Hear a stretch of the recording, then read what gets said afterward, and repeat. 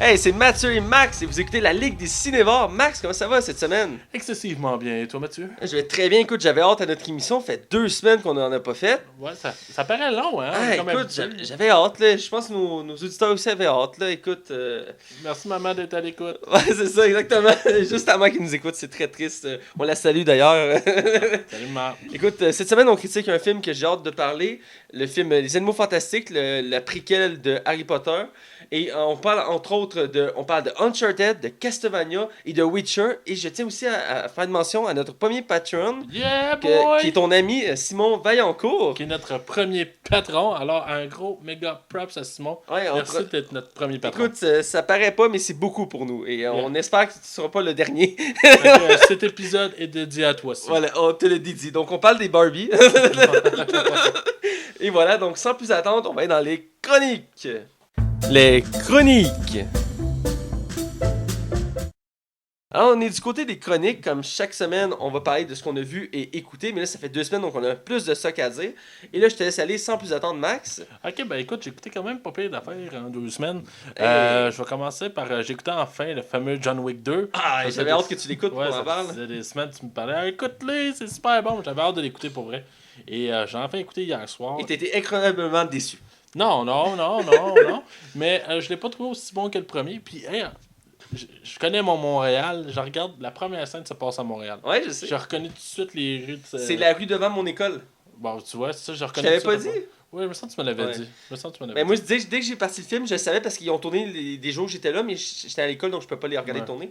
Puis j'avais vu des affiches, puis j'ai reconnu la première bâtisse qu'on voit quand le film commence. Mais il n'y a pas beaucoup de scènes. Je pense que c'est comme le début, puis un peu à la fin. Il y a pas beaucoup de scènes en effet, mais C'est cool, quand pareil. tu le sais, c'est comme nice. là. Ouais, c'est ça.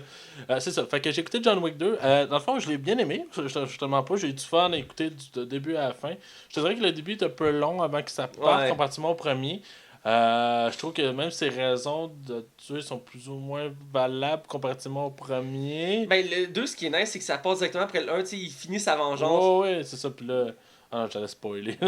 Mais non, c'est ça. Fait que non, j'ai apprécié pareil beaucoup. Là. Moi, c'est le méchant, tu sais, je pense qu'il est italien, là, tu sais, Le méchant principal, tu Ouais, sais. tu sais, il sert de John Wick, là, pis c'est Ouais. comme... Ça mange marde, là. Ah, gars. il fait chier. Mais tu sais, on dirait que. Ah, je sais pas. Moi, j'ai trouvé ça, mais j'ai mis l'action, les scènes de combat là-dedans, là. Ouais, j'ai préféré le méchant du premier. Ouais, le méchant du premier était mieux, mais je veux dire, les scènes de combat dans les deux sont folles, là, tu sais, les tirs, pis tout ça, pis il se bat, pis... Ouais. Moi, c'est ça que j'aimais de John Wick, c'est les scènes folles de combat, là. C'est pas tant l'histoire, c'est... Non, c'est ça, parce que hey, si tu parles de Dead Counter, t'as parouette, il y en a du sang là-dedans. Puis écoute, le sang, c'est bizarre, hein, mais le sang de ce film-là, je trouve qu'il est vraiment, vraiment bien fait. Le jet, tu vois des fois des morceaux de cerveau qui repartent, je suis comme fuck, c'est violent. Ah, c'est violent. Puis contrairement au premier, le deuxième finit en laissant présager une suite, tu sais. Ouais, c'est ça. Ah, ouais. En tout cas, on ne s'étirera pas là-dessus. Là. Ouais. Sinon, comme deuxième film, j'ai écouté Les Cigognes. Les Cigognes, c'est un film d'animation qui est sorti il y a une couple d'années. Dans le fond, le concept du film, c'est que les cigognes vont porter des bébés Ouais. dans les maisons, tout ça. Puis les temps ont avancé, puis maintenant, finalement, c'est devenu comme une compagnie d'expédition tout court. C'est ça. Puis dans le fond, c'est comme une machine. La machine. Ils ont une machine dans l'entreprise qui crée les bébés. Fait qu'à un moment donné, malencontreusement, il y a une machine qui crée un bébé, mais ils font plus d'envoi de bébé. Fait que, le gars, pour sauver sa job, décide d'aller porter le bébé. Mais là, il va arriver des mésaventures rocambolesques. Évidemment! Mais j'ai personnellement très apprécié le film, tu sais, sans dire « Ah, c'est un chef-d'œuvre digne d'un Toy Story ». Non, mais j'ai eu quand même du fun à l'écouter. Le film, il est drôle, puis il s'écoute bien, là. C'est vraiment... C'est le genre de film qui ont pris un concept de base, puis l'ont exploité à fond, là. Bah ouais, puis c'est correct, puis sérieux, le film, il est de qualité malgré tout, là. Ok. Il a le mérite d'être plus drôle que Angry Bird que j'ai écouté. J'ai écouté Angry Bird aussi. Angry Bird qui est assez relativement très plate. Il y avait beaucoup d'attentes en plus pour ce film-là. Ah ouais? Ben oui, parce que le jeu il est hyper populaire, c'est Ouais, les jeux puis plus maintenant, téléchargés. il n'y a jamais Ouais, tant mais- en chute de même. Là. Ben, il est moins populaire maintenant, mais quand le film était annoncé, ça a comme relancé le jeu qui était Ouais. en déclin, mais je veux dire, il était attendu, c'était un des films attendus du moment. Ben, tu sais, c'était des premiers jeux d'iPhone que tout le monde jouait. Là. Ouais, puis Mais il était tellement attendu qu'on a annoncé une suite, genre... ouais, euh, il sort cette semaine. ouais. Il a annoncé une suite pour 2019. En tout cas, moi, je vois pas l'intérêt. Là. Pour vrai, le film, il est juste bobof. C'est vraiment plate à dire, mais c'est juste bobof. Il y a pas, pour un film d'animation, même l'animation, je trouve qu'elle y a comme pas tant de qualité non plus. Ah ouais. Ouais, Sony pour les films J'avais d'animation. même un nom, je l'ai trouvé quand même correct, là, mais Ouais. c'est pas un truc qui me fait triper. Non, j'ai pas capoté. Sinon, comme prochain film, j'ai écouté L'homme avec le masque de fer de Leonardo Un DiCaprio. classique! Un classique, comme ils le disent. Écoute, résumé vite vite, dans le fond, c'est un gars qui est enfermé en prison avec un masque de fer pendant, je pense, 6 ans. Ouais, c'est 6 ans.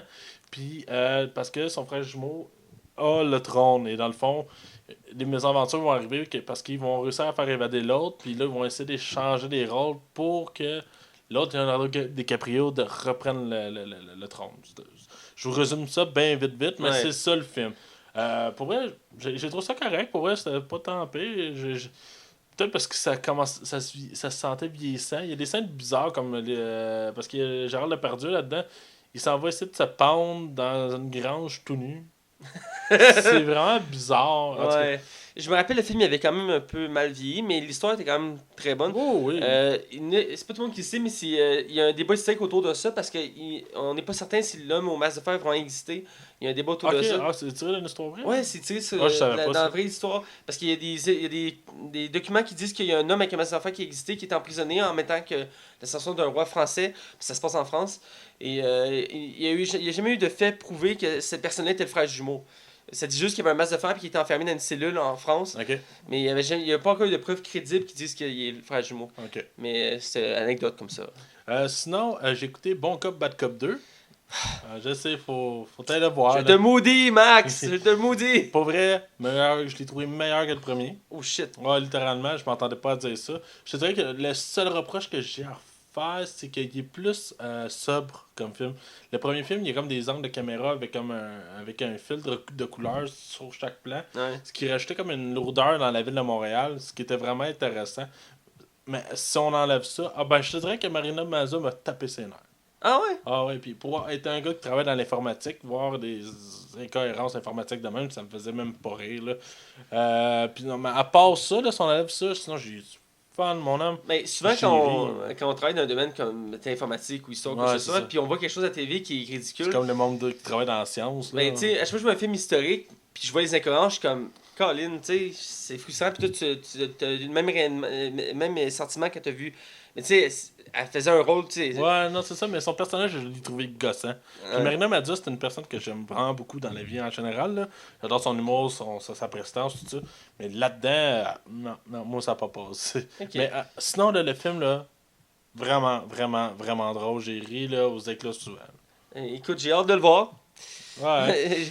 Sinon, il m'en reste un dernier, mais on va pouvoir en parler mutuellement, toi puis moi. Ils sont levés ensemble. Ouais, exactement. On a été voir Pirates des Caraïbes 5, No Dead Man. Les morts ne racontent pas Ah, d'histoire. on va le dire en français.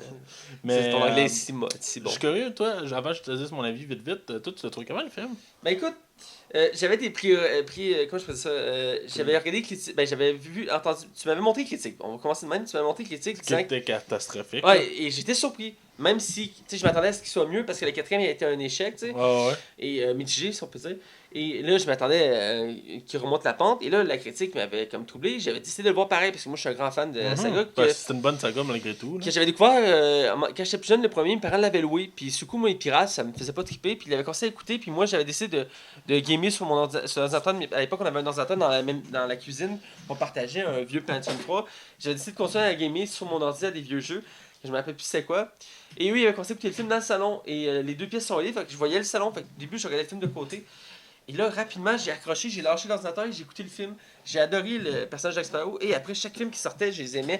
Je me suis même acheté le coffret. J'ai acheté le coffret collector. C'est comme le livre de code de pirates que tu rouvres. Puis dedans, t'as tous les films. Ok, ouais. Puis je l'avais acheté. Puis un an plus tard, il avait sorti un nouveau coffret. C'est un coffre au trésor que tu ouvrais. Puis t'avais les 4 films parce que c'est juste les 3. Et c'est pas si grave parce que le 4, il est.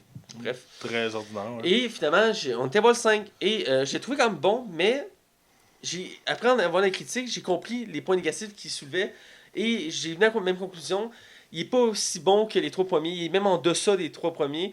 Parce que là, je l'ai trouvé bon. Okay? Il est très drôle. J'ai quand même trouvé bonne histoire, même s'il y a beaucoup d'incohérences. Je veux pas trop le critiquer parce qu'on va faire une émission dessus, c'est certain. Ouais, probablement la Mais semaine prochaine. Même. Le premier point que je veux mentionner, puis c'est ça que je veux mentionner pour là, c'est le film tourne autour du compas de Jack. son compas magique qu'il y a depuis le premier film. Et ils ont changé l'histoire de son compas. Parce que je sais pas si tu te rappelles, mais dans le deuxième film, on apprend que c'est la sorcière voyante, là, c'est elle qui a donné. Parce qu'elle dit ton compas marche plus, tu peux plus t'en servir. Je pensais qu'en faisant l'échange, tu étais content de ça. C'est elle qui a donné. Que là, dans ce film-là, ben, c'est son ancien capitaine qui donne, puis il dit il est lié à toi, puis le compas il est lié genre à une malédiction des morts. C'est une des incohérences du film. Il y en a plusieurs comme ça. Puis c'en est une je l'ai remarqué dès le début du film, puis ça m'a gossé. Puis c'est une des points négatifs qu'on dit, parce que dans le quatrième, c'est un des points qui a été beaucoup ramassé, c'est qu'il y a beaucoup d'incohérences. Là, ils ont recommencé avec beaucoup d'incohérences. Aussi, je voulais dire un point, mais je vais en dire un autre. Le film commence, ça a l'air très sombre. Mais rapidement, on tombe très coloré. Oh, ouais. Puis il avait dit qu'elle allait être plus sombre parce qu'à la base, les Pirates des Caraïbes, il était plus sombre. Puis tranquillement, il est de plus en plus coloré, un peu comme les Batman ou les Superman de l'époque. Et là, on pensait que c'était sombre, mais non, tard, c'est juste le début qui est sombre, puis après c'est très coloré. Et même si j'ai beaucoup aimé ça, j'ai adoré le film, j'ai trouvé très drôle. Je peux comprendre les défauts du film, que je vais en reparler évidemment. Au mais point de dire que c'est un échec. je pense pas que ça va être un échec. Mais, tu sais, il est comme en haut du 4, mais il est en bas des 3 premiers, tu sais. Puis on sent aussi que Jack Sparrow, tu sais, ben, que Johnny Depp, il maîtrise son personnage, mais en même temps, Ouais, c'est parce que là, sa vie va pas bien. c'est comme un laisser-aller, là. Ouais. Mais j'aime toujours Jack Sparrow, il est toujours très drôle. J'ai remarqué aussi qu'il y avait moins de temps de parole à lui. Il parle beaucoup moins dans ce film-là. Il est moins présent. Ouais, il est moins présent. C'est un peu comme ils ont fait avec, quand ils ont sorti le nouveau Jason Bourne. Ouais. Il a été critiqué parce qu'il parle comme 15 minutes dans le film. Parce que le film, il y a juste des scènes d'action. Puis ça avait été critiqué pour ça, mais c'est un peu le même principe ici, je trouve. Les paroles, à chaque fois qu'il dit une phrase, c'est drôle. Il y a toujours des bonnes citations, c'est bon. Mais c'est pas lui la vedette de celle-là. Non, c'est ça, il est comme secondaire, ils viennent le chercher dans l'histoire, au début il est pas là, puis... Salazar est quasiment plus important. Là. Ouais, c'est ça, tu sais, puis l'acteur il est bon. Oh, Javier Bardem, c'est un très bon acteur. Ah, il était écœurant. Et moi, si je peux donner mon avis par rapport au film, moi, écoute... j'ai tout aimé les Pirates des Caraïbes, un peu moins le 4 comme tout le monde, mais j'avais quand même... Moi, dans le fond, je l'ai vu comme un Pirate des Caraïbes classique, sans être irrévérencieux. Genre, je trouvais qu'il prenait pas de risques. C'est un des plus gros reproches que j'ai à y faire. Parce que ça reste... C'était l'impression de l'avoir déjà vu, ce film-là. Ouais. C'est mon impression finale. J'ai vraiment l'impression... J'ai eu du fun à l'écouter, j'ai été diverti, je m'en cache pas. Mais j'ai vraiment l'impression d'avoir déjà vu ce film-là avant. Puis c'est plate parce que je trouve que le bateau pirate fantôme avec Salazar, ça avait l'air franchement intéressant. Ouais. Puis je trouve que Salazar, il est plus là, mais il est plus ou moins exploité. Genre, il aurait pu faire plus que ça. Il est sous-exploité, puis en même temps, il y a un côté de redondance. Là, on parle en critique, mais dans le sens qu'il y a le même défaut que David Jones dans le 2-3. Il peut pas laisser sa terre ferme. Ouais. Tu sais, il est pris dans l'eau. C'est trop facile. C'est comme trop facile comme méchant. Là, puis, la dernière affaire que j'aurais à dire, c'est que j'ai trouvé la séquence de finale, là, qui est les 2 dernières minutes, mauvais. Mauvais. J'ai trouvé ça cheap as fuck, pour vrai.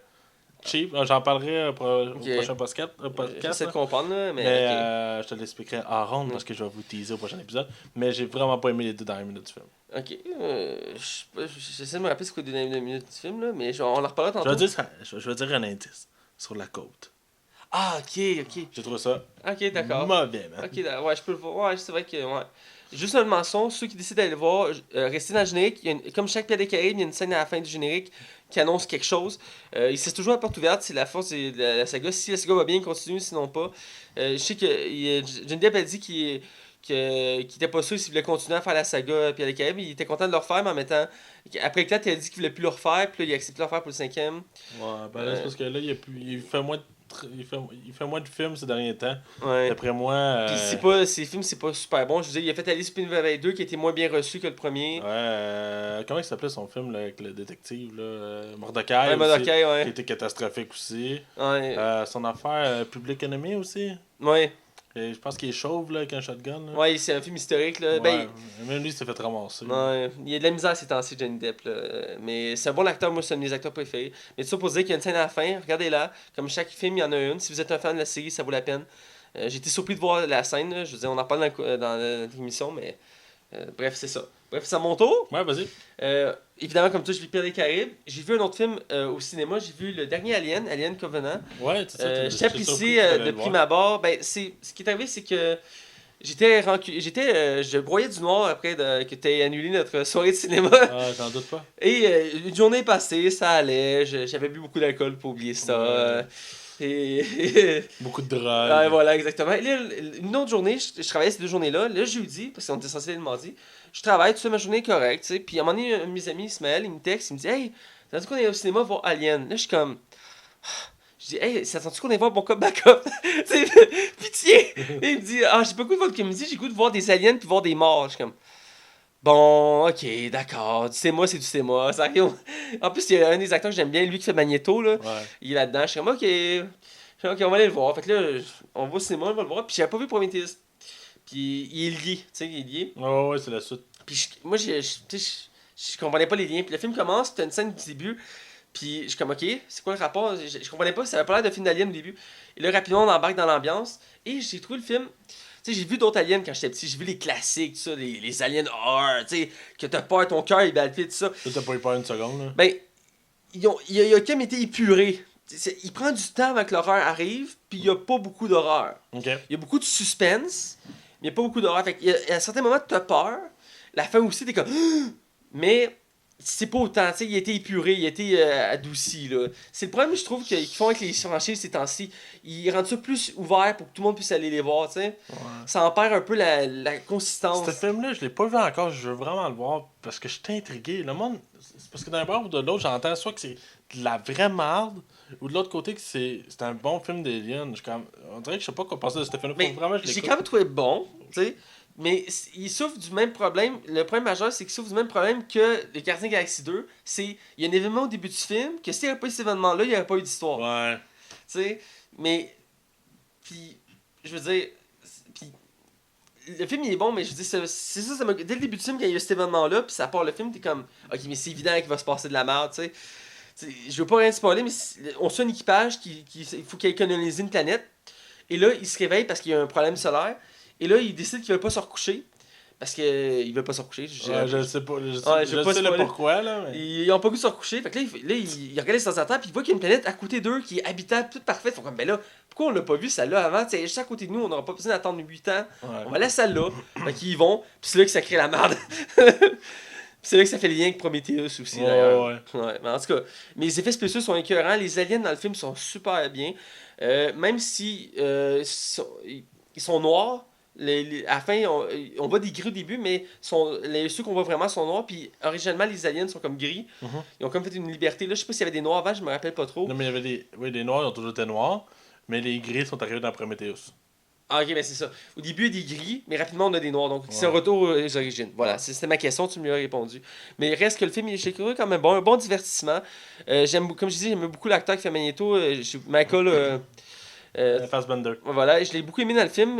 C'est un des personnages principaux. J'ai aimé aussi une des actrices qu'on va parler tantôt qui est dans Amour Fantastique, qui est Catherine Waterstone. Ouais. Du coup, je l'avais pas reconnue, mais elle fait un très bon rôle, une femme forte. Qu'on voit de plus en plus, c'est moi que j'aime bien. Sinon, les autres, c'est mémorable. Il y a un autre acteur que tu m'en avais parlé, il est comme. Danny McBride. Voilà. Lui aussi, je connaissais, j'ai trouvé quand même très bon. Mais il reste que le 3 quarts des acteurs là-dedans sont très secondaires, très passables, parce que c'est un film d'horreur qui. Souvent, les films d'horreur, il n'y a pas beaucoup d'acteurs, puis ça tourne autour d'eux. Mais ça reste que j'ai quand même aimé le film. Pour l'occasion, même si j'ai pas pu voir le 2, je me suis dit, bon, tu sais, j'étais un peu down, mais j'étais chez nous, puis la question, c'est le fait que mes colocs ont décidé d'écouter le 1 en prévision d'aller voir le 2 au cinéma, donc je l'ai écouté avec eux, et je l'ai toujours aussi trouvé bon, toujours très drôle. Il est vraiment drôle, le premier. L'histoire est vraiment bonne. Il faudrait qu'il fasse plus de films de ce calibre-là. Ben là, on va avoir Père en flic 2. Ouais. Ça va être intéressant, ça. Mais ça reste que. Ce film-là, il n'y en a pas tant de ça au cinéma. T'sais, ils ont sorti Nitro Rush il n'y a pas longtemps. Ouais, que ça a été un échec total. Ouais, après un échec du premier, en tout cas. Mais les scènes là-dedans, les gars. C'est un film qui touche toute notre culture au complet. C'est ça qui est fascinant. Ouais, ben Ça touche le hockey, ça touche le fédéral, ça touche les anglophones. Ça touche notre identité à nous. C'est vraiment. Puis j'aime les deux personnages. Tu sais, l'autre acteur, il est très connu en Ontario pour les États-Unis, mais ici, il était pas très connu, mais avec ça, il s'est fait connaître. Puis je l'aime beaucoup aussi avec ses répliques. Dès le début du film, à un moment donné, il parle tout en anglais au début, puis à un moment donné, ils sont engueulés par le boss de Patrick Huard, puis là, il parle en français, puis comme, Tu parles français, toi? Il fait, oui, on m'a mis une petite puce dans... Mais, tu sais, c'est plate parce que dans le 2, Pierre Lebeau, il est pas revenu non plus. Il y a des acteurs qui sont plus dedans. Ouais, ben, il a sûrement voulu aller faire d'autres angles, ça arrive des fois. Ouais, ben, c'est bien justifié dans le film, là. Ok, ouais. Mais j'ai hâte de voir le deuxième, mais il était là, puis le premier, écoute, je m'attends pas de le voir. J'ai vu, je pense, à date dans ma vie, je pense que je l'ai vu 6 fois. Ouais, moi, je l'ai vu souvent. Puis, Parce que je joue souvent à TV. ouais, c'est ça. Je l'avais en DVD. Je l'ai vu à l'école une fois. Je l'ai vu avec des amis une fois. Je l'ai vu, genre, je pense, 3 fois aussi, pas seulement à la TV. Puis je pense que je l'ai vu avec mes colocs. En tout cas, je Ouais, c'est ça. m'attends Ben, pas. c'est un film que je peux revoir au comme 2-3 ans, puis je vais apprécier autant. Ouais, c'est ça, exactement. Puis il est vraiment bon. Sinon, pour les films, c'est ça. J'allais du côté série. Encore une fois, mes colocs m'ont influencé. Je suis en train de finir. La plupart de mes séries sont finies pour l'été. Je m'en charge une nouvelle. Il y en a une qui commence demain, j'ai hâte. La nouvelle saison de House of Cards. Ouais, elle commence demain. Ah, j'ai hâte, vraiment hâte. Et en attendant, ben, ça faisait une couple de semaines que mes colocs, surtout la blonde de mon coloc, écoutez, elle est en train de se retaper les saisons de Smallville. Elle s'est acheté les coffrets des 3 premières saisons. On va se battre, mais toi puis moi. Ouais, excuse, Ça a bercé mon enfant. Ça a bercé mon adolescence, cette série-là. Je l'écoutais avec TV à chaque semaine. Comment t'as fait? Hey, c'est super bon! C'est la série qui a le plus de références super-héroïques à DC. Il y a tellement de références là-dedans pour les maniaques de comics comme toi puis moi. Oui, c'est une hey, ces séries-là, là, ok, c'est moins pire que les... Je t'aime, non, toi tu m'aimes. Ok. Non, aimons-nous. Non, Je vais mettre les pendules à... possible. S'il te plaît, laisse-moi parler. Je vais mettre les pendules à l'heure. Les 5 premières saisons, c'est ça ce que tu viens de dire. Avec Lana, là, puis Chloé. Puis c'est combien d'épisodes par saison pour le fun? Il y en a 22. Ah, tabarnak, tout quoi, 45 minutes, 50 minutes? 50 minutes. Chris, faut que tu tapes 5 saisons de 25 Mais vois-tu ce que j'ai fait? Parce qu'eux, ils ont été pour 3 saisons, puis je les voyais aller. Je me suis dit, je me ferai pas chier. J'ai commencé à la 5e saison. Ah, man, c'était... Mais il y a 10 saisons, c'est... J'ai essayé pour vrai Smallville souvent, puis si je trouvais ça, j'étais incapable. J'ai plusieurs des amis qui m'ont pas laissé, puis m'ont dit, tu sais, il y avait des mauvais souvenirs de leur enfance, puis m'ont dit, c'est si bonne que ça. Je dis oui, mais il faut que tu skippes les premières saisons parce que c'est un triangle amoureux qui gosse, tu sais. Puis, mais le reste que l'univers en tant que tel est écœurant. On voit le développement psychologique et des pouvoirs de Superman qui est Smallville, dans le fond, c'est la ville qui est né, c'est son village. Ouais. Et puis moi, c'est l'acteur qui fait Lex Luthor là-dedans, il est tellement bon. Qui est dans Guardian of the Galaxy. Ouais, qui fait un personnage secondaire, mais puis il fait aussi les voix de Flash dans les versions animées des films. Et cet acteur, j'aime beaucoup. Puis là-dedans, il fait vraiment un très bon Lex. Un Lex que j'aimerais voir au cinéma. Il l'a très bien. Puis j'aime ça suivre les épisodes parce qu'il est bon là-dedans. Puis aussi tous les autres méchants. Puis il y a plein de références. Tu sais, de temps en temps, il y a un épisode. Dans saison 5, ils vont introduire 2 héros de l'univers d'ici. Ils vont introduire Aquaman. Ils vont pas l'appeler Aquaman, c'est Arthur Curry. Puis ils vont introduire Victor Stone qui est Cyborg. Ils vont avoir chacun un épisode dédié à eux. Puis c'est vraiment bien introduit, tu sais. Je veux dire, il y a un épisode à un moment donné, ils vont à la plage relaxer. Et là, Lois Lane qui est introduit dans la saison 5. Ça veut dire que Superman connaissait eux autres avant même que le Justice. Ben dans l'univers de Smallville, oui, c'est un univers multiverse qu'on appelle, c'est un univers original, mais qui a quand même beaucoup de références. Et là, ils vont à la plage, c'est rapide, je veux faire ça rapide. Et là, Lois Lane, elle va plonger, puis elle tombe inconsciente dans l'eau, elle avale trop d'eau. Et là, Clark voit ça, je vais la sauver. Il saute dans l'eau, puis il part à toute vitesse. Puis là, il se fait couper par une autre personne qui sauve Lois Lane, puis qui s'en va, puis il est comme, what the fuck? Hey, t'as l'air de trop triper, man. Hey! J'ai écouté, ça a bercé mon adolescence, j'ai écouté chaque épisode de chaque saison. C'est la 3e fois que j'écoute la série. C'est la 3e. T'es malade. Je voulais pas l'écouter une 3e fois, mais ils m'ont raccroché. T'as l'impression d'écouter 8 épisodes de True Detective, mais si tu tapes 3 fois Smallville. Écoute, je suis un maniaque de super-héros, pis... Ouais, mais je sais bien. C'est pas tant pour l'acteur qui fait Clark Kent qui est bon, je te dis en passant, mais c'est pour, entre autres, Lex Luthor, les personnages originaux, le père de Lex, lui qui fait Lionel Luthor, il est très bon aussi. C'est tout le côté univers. À chaque fois, il y a plein de références. Moi, j'aime ça faire, hey, il y a une référence là, hey, il y a une référence là. J'aime beaucoup ça. C'est sûr, il y a des trucs que j'aime un peu moins. La version Green Arrow qu'on fait dans Smallville, je les trouve un peu boboche. Mais reste qu'il y a beaucoup de choses intéressantes. Puis, ces séries-là, tu peux en dire ce que tu en veux, c'est moins pire que les séries Arrow puis Flash en termes de romance. Parce que c'est une des choses qui est critiquée de Flash puis Arrow, c'est la romance est vraiment trop. C'est vraiment comme un téléroman, genre. Ça, c'est un point négatif de ces séries-là, mais ce série-là a pas ce défaut-là.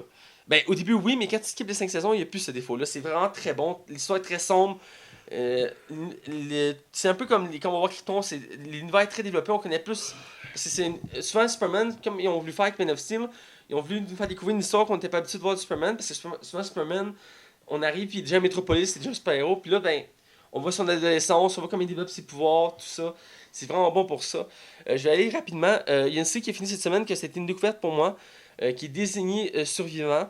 avec l'acteur qui faisait 24 heures chrono, c'est une série que j'ai clenché, ouais, effectivement, que j'ai découvert comme ça, par hasard.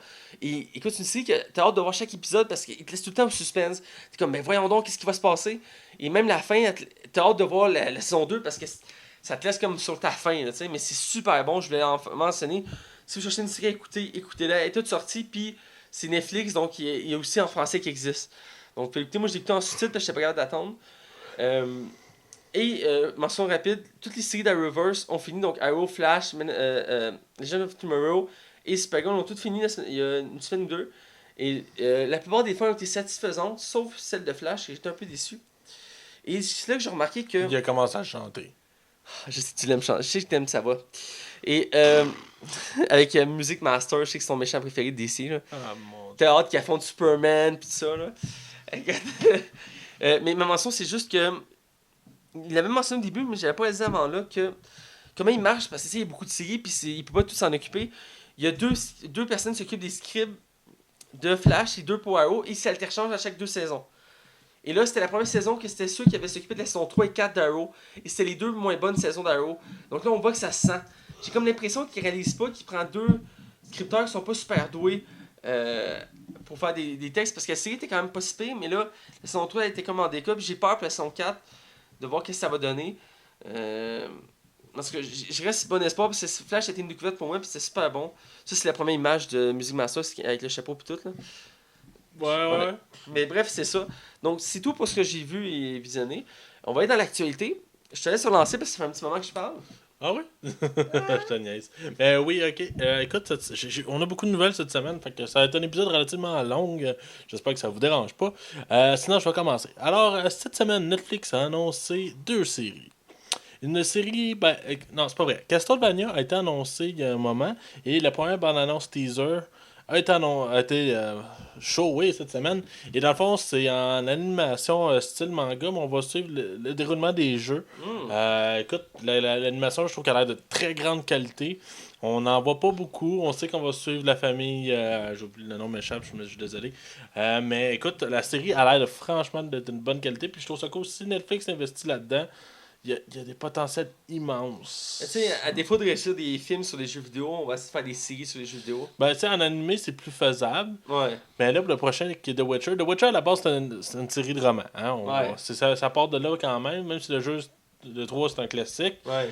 C'est ça. Witcher est annoncé officiellement en série sur Netflix. Là, ça va être un real action. Ça sera Ouais. pas. J'ai essayé de voir quel acteur ils vont prendre. Là. Ouais, moi aussi. Mais je me dis que ça va être le Game of Thrones à Netflix. Ouais. C'est ce que je me dis.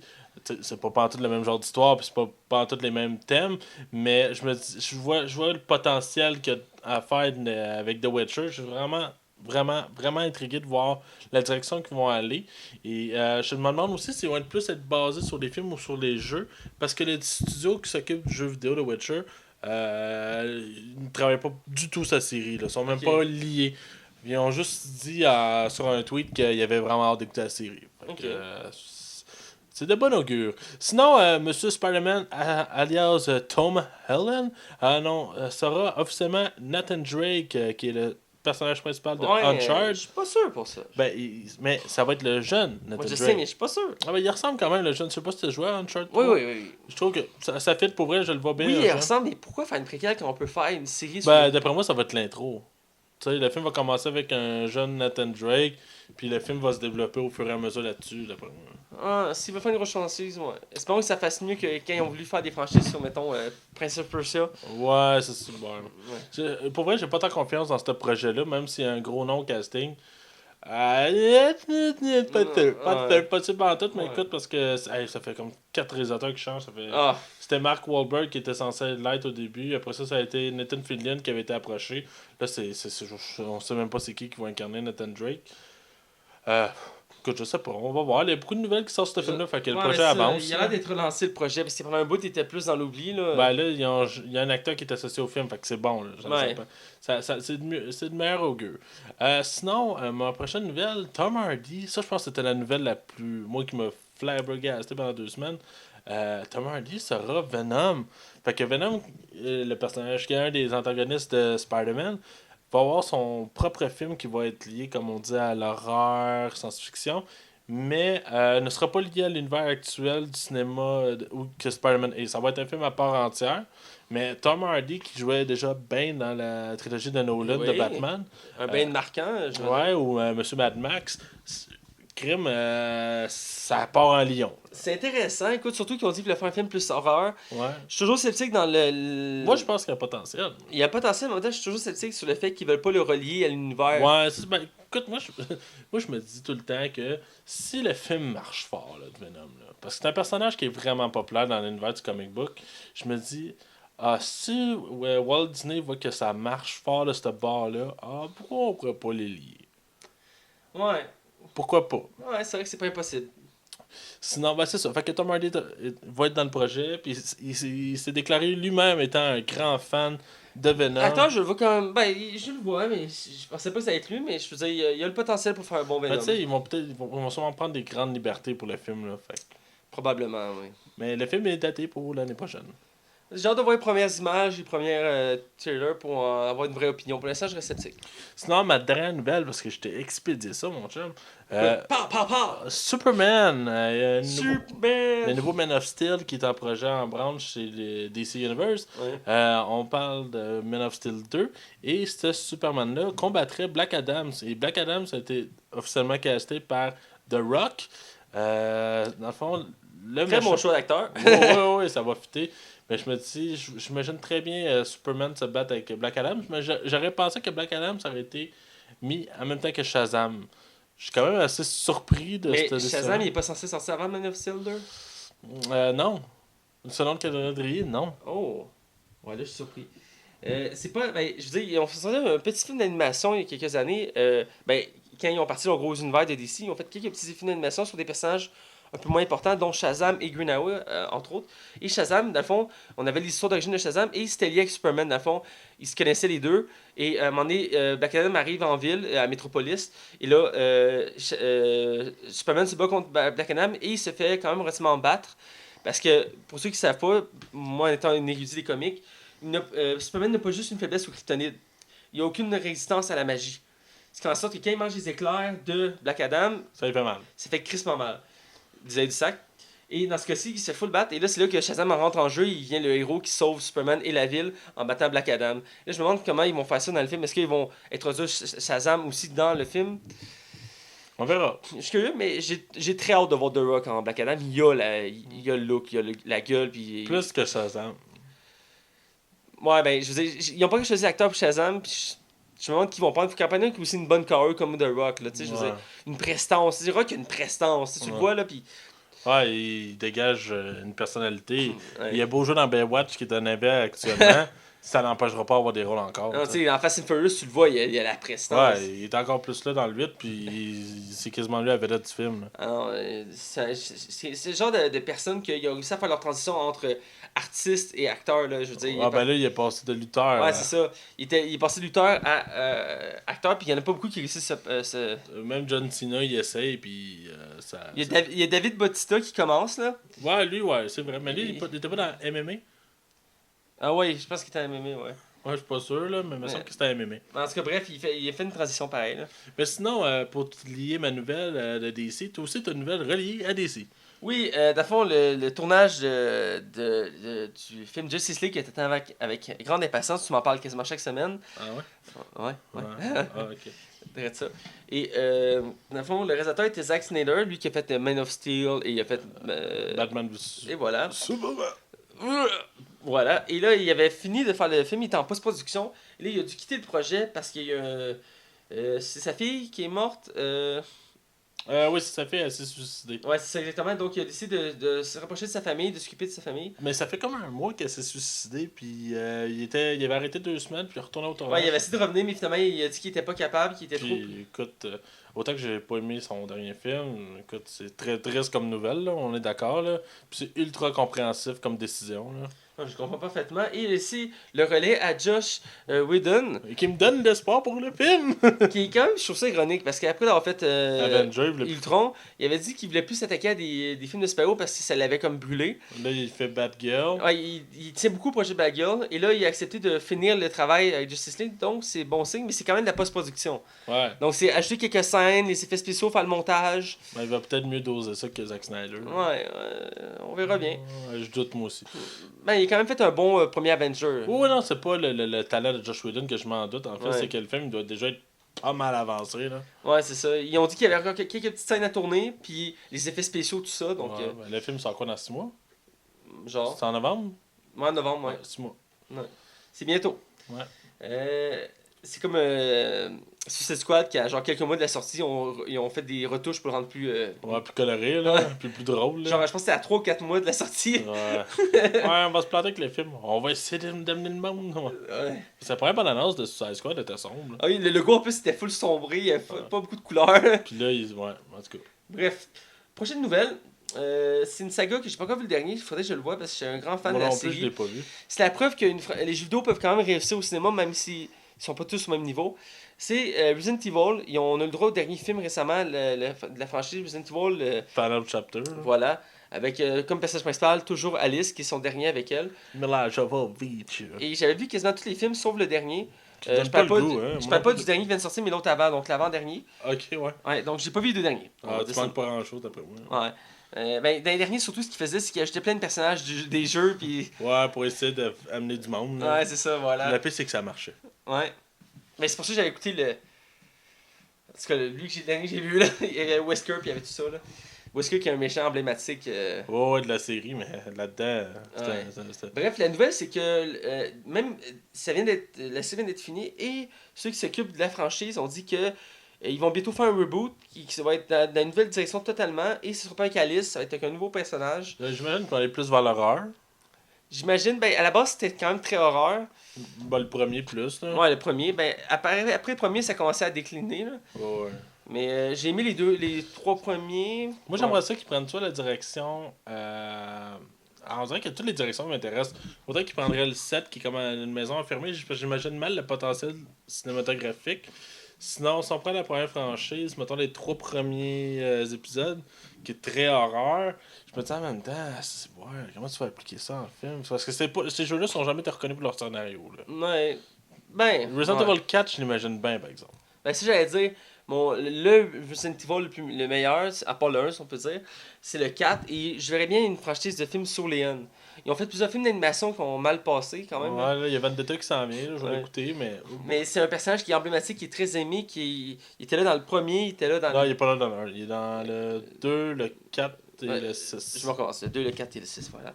Et il y a des références à lui dans plusieurs autres jeux de Resident Evil parce que c'est un personnage emblématique. Oh, il est très important. Là. Et Si c'est pas j'aimerais le ça le voir. J'aimerais ça le voir parce que c'est un Parce que personnage... lui, dans le film de la franchise qu'on a eu, oh boy. Non, c'est C'est ça. un Léon, oh non, faites-moi pas mal. On n'en parlera pas, là, c'était... Ouais. Bref, c'était ma nouvelle Resident Evil, j'ai hâte de voir la suite. Ils ont dit que ça allait être bientôt. Ils ont comparé ça à Tomb Raider, qu'on aura le droit à un reboot l'année prochaine. Là, ils veulent faire un reboot parce qu'ils disent qu'ils vont faire plus qu'un Tomb Raider, c'est annoncé. Ah ben, c'est évident. Là. Ouais, j'ai hâte de voir, ça va être sûrement beaucoup mieux que... Ben, ça va être plus proche des Ouais. jeux actuels. Puis, juste si tu me permets de finir Resident Evil, d'après moi, ils vont prendre ils n'ont pas le choix de changer de direction, d'après moi. Puis, ils l'ont dit, hein, ça sera pas long pour sortir le film. Ça prendra pas 15 ans. Ouais, Ça va être genre une affaire d'un an et demi, 2 ans. Là. ils peuvent se le permettre, tu sais, je veux dire... Ben, le film est super rentable et coûte rien à faire. Ouais, voilà. Ma prochaine nouvelle, je venais super-héros encore. Je sais que toi, t'es un grand amateur de l'univers CW, dans le fond, qui font Arrow, Flash, Supergirl, Legend of Tomorrow. Comédie musicale aussi, oui. C'est vraiment un problème avec la musique Ah, musicale. moi, je comprends pas ça. Moi, me faire une comédie musicale dans une série de super-héros, là, c'est comme me dire, ouais, tu sais, Predator qui s'en vient, ouais, on va les faire chanter. Ah, Écoute, j'ai une bonne nouvelle pour toi parce que il y a pas longtemps, il y a eu vu que toutes les sons finies, ils ont fait comme un Comic-Con. Au Comic-Con, ils ont posé des questions à l'acteur qui fait Arrow, qui est Stephen Amell. Ils ont dit, hey, ça tenterait-tu de faire un épisode crossover musical? Il a dit, ah ben, je suis pas contre. ah, God. Fais pas ça! Fais pas ça! Fais pas ça! Ah, du calme. Mais en plus, un des grands acteurs, là, c'est aucun spoiler, mais il s'est annoncé avant, un des gros acteurs de l'univers de Arrow, qui est John Barrowman, il faisait le premier méchant de Arrow, qui est le Black Arrow. Qui à la base connu pour être un chanteur dans Broadway et il avait participé au crossover musical cette année, a dit qu'il revenait pas dans l'univers, il a dit qu'il avait donné ce qu'il avait donné et là qu'il allait faire d'autres projets. Ça, c'est une bonne décision! Bonne décision! Tout ça pour dire qu'ils ont sorti la bande-annonce d'une nouvelle série qui est annoncée pour l'année prochaine dans l'univers. Ben, c'est sur la même chaîne, mais c'est pas relié encore. C'est pas officiellement relié. Sûrement si c'est une réussite, ils vont le relier. Sous le super-héros Black Lightning, qui est un des premiers héros de l'univers de DC, qui était un Afro-Américain. Ouais. Et là, j'ai vu pas une bande-annonce. Moi aussi. Je vais te laisser Ça a aller. l'air mauvais, man! Ah, c'est que ça a l'air poche! Hey, il est pas badass, pas en tout. On dirait, tu sais, genre les films qu'on voit souvent, genre au Club Vidéotron, en boîte déjà. Ça, c'est directement en DVD. Je sais pas si t'as déjà vu, je pense que c'est N-Boy. Ouais. Le gars fourmi, là, hey, cheap de même, man. Ça a l'air tellement Tellement poche. critique. Ah non, sérieux, t'es sérieux? Hey, ça a l'air cheap. Ben, je dis pas que c'est la meilleure qu'on fait, mais. C'est-tu qui me convainc pas la J'étais pas convaincu au début, mais j'ai regardé la bande-annonce 2 fois. C'est pire en pire, hein? Il y a des éléments qui m'intéressent. Je suis pas certain, écoute. Je suis sceptique. C'est que ça a l'air poche. Autant je suis surpris par le costume, et je m'attendais pas à quelque chose d'aussi intense. Autant que l'histoire m'intrigue, dans le sens que elle est très sombre. Ah, ça peut être bon, là. L'histoire, c'est à part sombre, tu sais, c'est un héros à retraite qui revient. Un peu comme Jessica Jones pour Marvel. Il se met des costumes d'éclair bleu fluo. C'est ça, bravo. Malade. Arrête donc, là. Oh, Bref. Ça va être mauvais, là. Bref, j'ai hâte de voir plus, mais la balance m'a intrigué. Je dis pas que je vais peut-être l'écouter, mais je vais attendre une autre balance pour avoir plus de net. Arrête de me niaiser, là, toi. Là. Non, mais Je sais que toi, t'as pas aimé l'univers, là. Non, mais sérieux. Flash, à la limite, c'était vraiment écoutable, puis Arrow aussi, mais celui-là, man, t'es sérieux? C'est même pas le personnage en soi qui. Je vois l'acteur, on dirait que même l'acteur, il est comme, hey, wow, je fais ça. C'est vrai, c'est ça. Ouais, regarde. Écoute, le pire, là, ça se peut que. Je veux savoir ce qui va arriver probablement. Ça va sortir, puis tout le monde va dire que c'était écœurant. Puis moi, je vais faire, ah, fuck. Mais je vais sûrement laisser un bénéfice du doute. Parce que. C'est comme Supergirl, ça fait un bout que je me dis, faut que je l'écoute pour. Ouais, parce que genre, je dis de la merde depuis tantôt, mais toutes les séries de CW en ce moment marchent fort. Ouais, Puis ils reçoivent des bons retours. Là. ouais. À part peut-être prendre la saison 3 de Arrow, ça a l'air que c'était. Saison 3 et 4 Arrow, ben, la 3 a été ramassée, 4 était mitigée. La saison 3 de Flash est mitigée. Puis ironiquement, c'est les mêmes personnes, les mêmes scénaristes. Ouais, comme de fait. Ouais, bref, comme j'en parlais tantôt. Même dans la nouvelle, j'en ai une dernière, après on va aller dans leur sujet. Ils ont lancé une série sur un autre univers d'un comique indépendant. Le juge Dredd, qui à l'époque, en 1992, il y a eu le film avec Sylvester Stallone, qui était très bien reçu, c'était un très bon film. Non, le premier film avec ça. Non, c'était un échec. C'est un échec? Ah, c'était une catastrophe. Ça a même nu à la carrière de Sylvester J'ai Stallone. apprécié que c'est toi qui m'avais dit ça. Non, c'est le deuxième qui était un succès avec Carl Urban, qui joue aussi dans Seigneur des Anneaux. C'est un film qui a pas pogné au box-office, mais il y a eu un gros succès critique. Je l'ai aimé, ce film-là, je l'ai vu. Je connaissais pas l'univers de ça. Je l'ai écouté quand il est sorti au club vidéo avec des amis. J'avais trouvé quand même l'univers intéressant. C'est sûr que le nouveau film se déroule juste dans une bâtisse. C'est quand même un concept intéressant. Ouais, ben c'est intéressant, c'est comme The Raid un peu. Là. Ouais. C'est intéressant comme concept, j'ai trouvé ça bon, l'action était écœurante. Là, ils ont lancé une série qui va pas être sur le personnage principal qu'on a l'habitude de voir dans les films. On va sur une série de juges, parce que le film... Il y en a plus qu'un. Ouais, il y en a plus qu'un, c'est comme des grosses polices. Et là, on va sur une gang dans la ville, parce que c'est une ville futuriste, où, pour ceux qui connaissent pas, dans le fond, c'est dans un univers futuriste où que... Ça fait... Si me permets, ça me fait... Est-ce que ça me fait penser comme univers un peu à Blade Runner? Ouais. Dans l'univers, là? C'est le même type, il y a comme un apocalypse, tout ça, ils sont... c'est une société qui se rebâtit, il y a le chaos, puis là, la situation, c'est en arrière de chaque citoyen, il y a un potentiel criminel. Ouais. Donc, j'ai hâte de voir. Ils ont sorti juste une affiche à date. Mais c'est un univers qui m'avait surpris, je connaissais pas. Puis l'indépendance, souvent, on accroche moins, mais là, celle-là. Ouais, ben ça a un potentiel. Ouais, c'est un potentiel. Parce que c'est de valeur, parce que si le film il est bon, mais que ça n'a pas pogné, c'est dommage, parce que ça aurait pu peut-être se développer encore plus. Ouais. Est-ce qu'on verra pour la mais suite? il n'y avait pas eu, de souvenirs, dans mes souvenirs, il n'y avait vraiment pas eu beaucoup de publicité pour le film. Non, il n'y en a pas eu beaucoup, non. Non, c'est ça. Je n'avais pas entendu parler avant que mon ami m'en parle, tu sais, je veux dire. On va aller dans leur sujet. Ouais. Je vais commencer. Vas-y. Je vais essayer de faire ça rapidement parce qu'on parle beaucoup.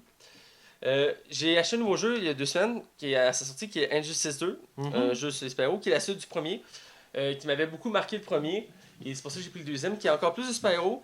Il y en a plusieurs qui reviennent, d'autres qui sont différents, qui ont changé pour varier le casting, si on peut dire. Et j'aime beaucoup le 2. Encore plus développé, ils ont ajouté un côté RPG, ça RPG, tu peux customiser ton bonhomme, tu peux modifier certaines de ses passifs, ses habilités, tu peux changer son apparence, même si tu peux avant les costumes, là c'est encore plus poussé les costumes. Ouais, moi j'ai mon beau-frère l'a acheté le jeu, puis il m'a expliqué qu'ils sont tombés dans le piège du système de loot. Ouais. Fait que, genre, je sais pas comment c'est le point un peu négatif du film, c'est que en faisant des missions, parce que t'as l'histoire que tu peux faire, mais après t'as un mode genre multiverse qui appelle, que c'est que t'as un logiciel que c'est Batman qui crée, c'est l'œil de je sais plus quoi. J'ai un blanc, excusez-moi. Non, c'est bon. L'œil de... Bref, c'est un logiciel de quelque chose, qui permet de voir à travers le multivers, à travers toutes les autres terres, puis d'intervenir c'est quoi. Fait que toi, t'interviens avec ton bonhomme à travers les planètes. Puis à chaque heure ou à chaque 2-3 heures, il y a des planètes qui se réinitialisent. Là, t'as des missions à travers d'eux avec des difficultés différentes, avec des challenges différents. Fait que des trucs, vraiment, des fois, t'as des handicaps, genre le sol il s'électrocute aux 2 secondes, donc faut que tu sautes tout le temps. Des trucs du genre. Ok, ouais, il y a des patterns. Ou la caméra s'inverse de bord, tu sais. Est-ce que le jeu suit directement le premier? Oui. Dans fond, l'histoire commence pendant le premier et se continue après. Okay. Dans fond, c'est répercussions du premier. Dans fond, c'est l'après-régime où il essaie de reconstruire la société. Et là, il y a un nouveau ennemi qui arrive. Et là, ils savent pas de quoi ce qui se passe. Puis là, Batman doit réunir les super-héros et regagner la confiance des gens pour se battre. Et t'as Superman qui a pas d'idée de genre, libère-moi, je vais t'aider, tout ça. Puis il dit non, tu restes en famille. Puis tout le monde dit que Superman, c'est le seul qui peut les sauver. Et c'est le méchant du jeu, c'est Brainiac, qui est un méchant de Superman. Et là, j'ai pas fini l'histoire encore, mais elle est quand même très bonne. Il est-tu long le jeu à date? Quand même, il est quand même assez long. Il y a une bonne difficulté. Ouais, c'est ça qu'on m'a dit, c'est quand même assez. Des fois, je rage selon certains ennemis. Okay. Juste pour revenir sur le loot, dans le fond, quand tu réussis une mission, ça donne des boîtes. Il y a. Juste faire un petit rapide. Il y a 5 sortes de boîtes. Tu as bronze, argent, or, platine, diamant. Okay. Dont la rareté dans le fond. Et tu as ça pour toi. Et tu peux avoir, il y a un système de guildes, tu peux rejoindre des guildes. Et tu as les boîtes de guildes qui est la même chose. Et tu peux ouvrir les boîtes que tu peux dropper. Et avec les crédits dans le jeu, que tu peux aussi acheter avec le vrai argent, tu peux ouvrir d'autres boîtes. Ça te donne des items pour customiser ton bonhomme, pour avoir des meilleurs stats et des costumes, tout ça. Ça, c'est sûr que c'est quelque chose qui a me poussé beaucoup. C'est un jeu qui est un peu pay to win pour ça, ce qui m'a gossé un peu. Même si c'est quand même correct, je ramasse beaucoup de boîtes, mais ça me gosse un peu. C'est quelque chose qui...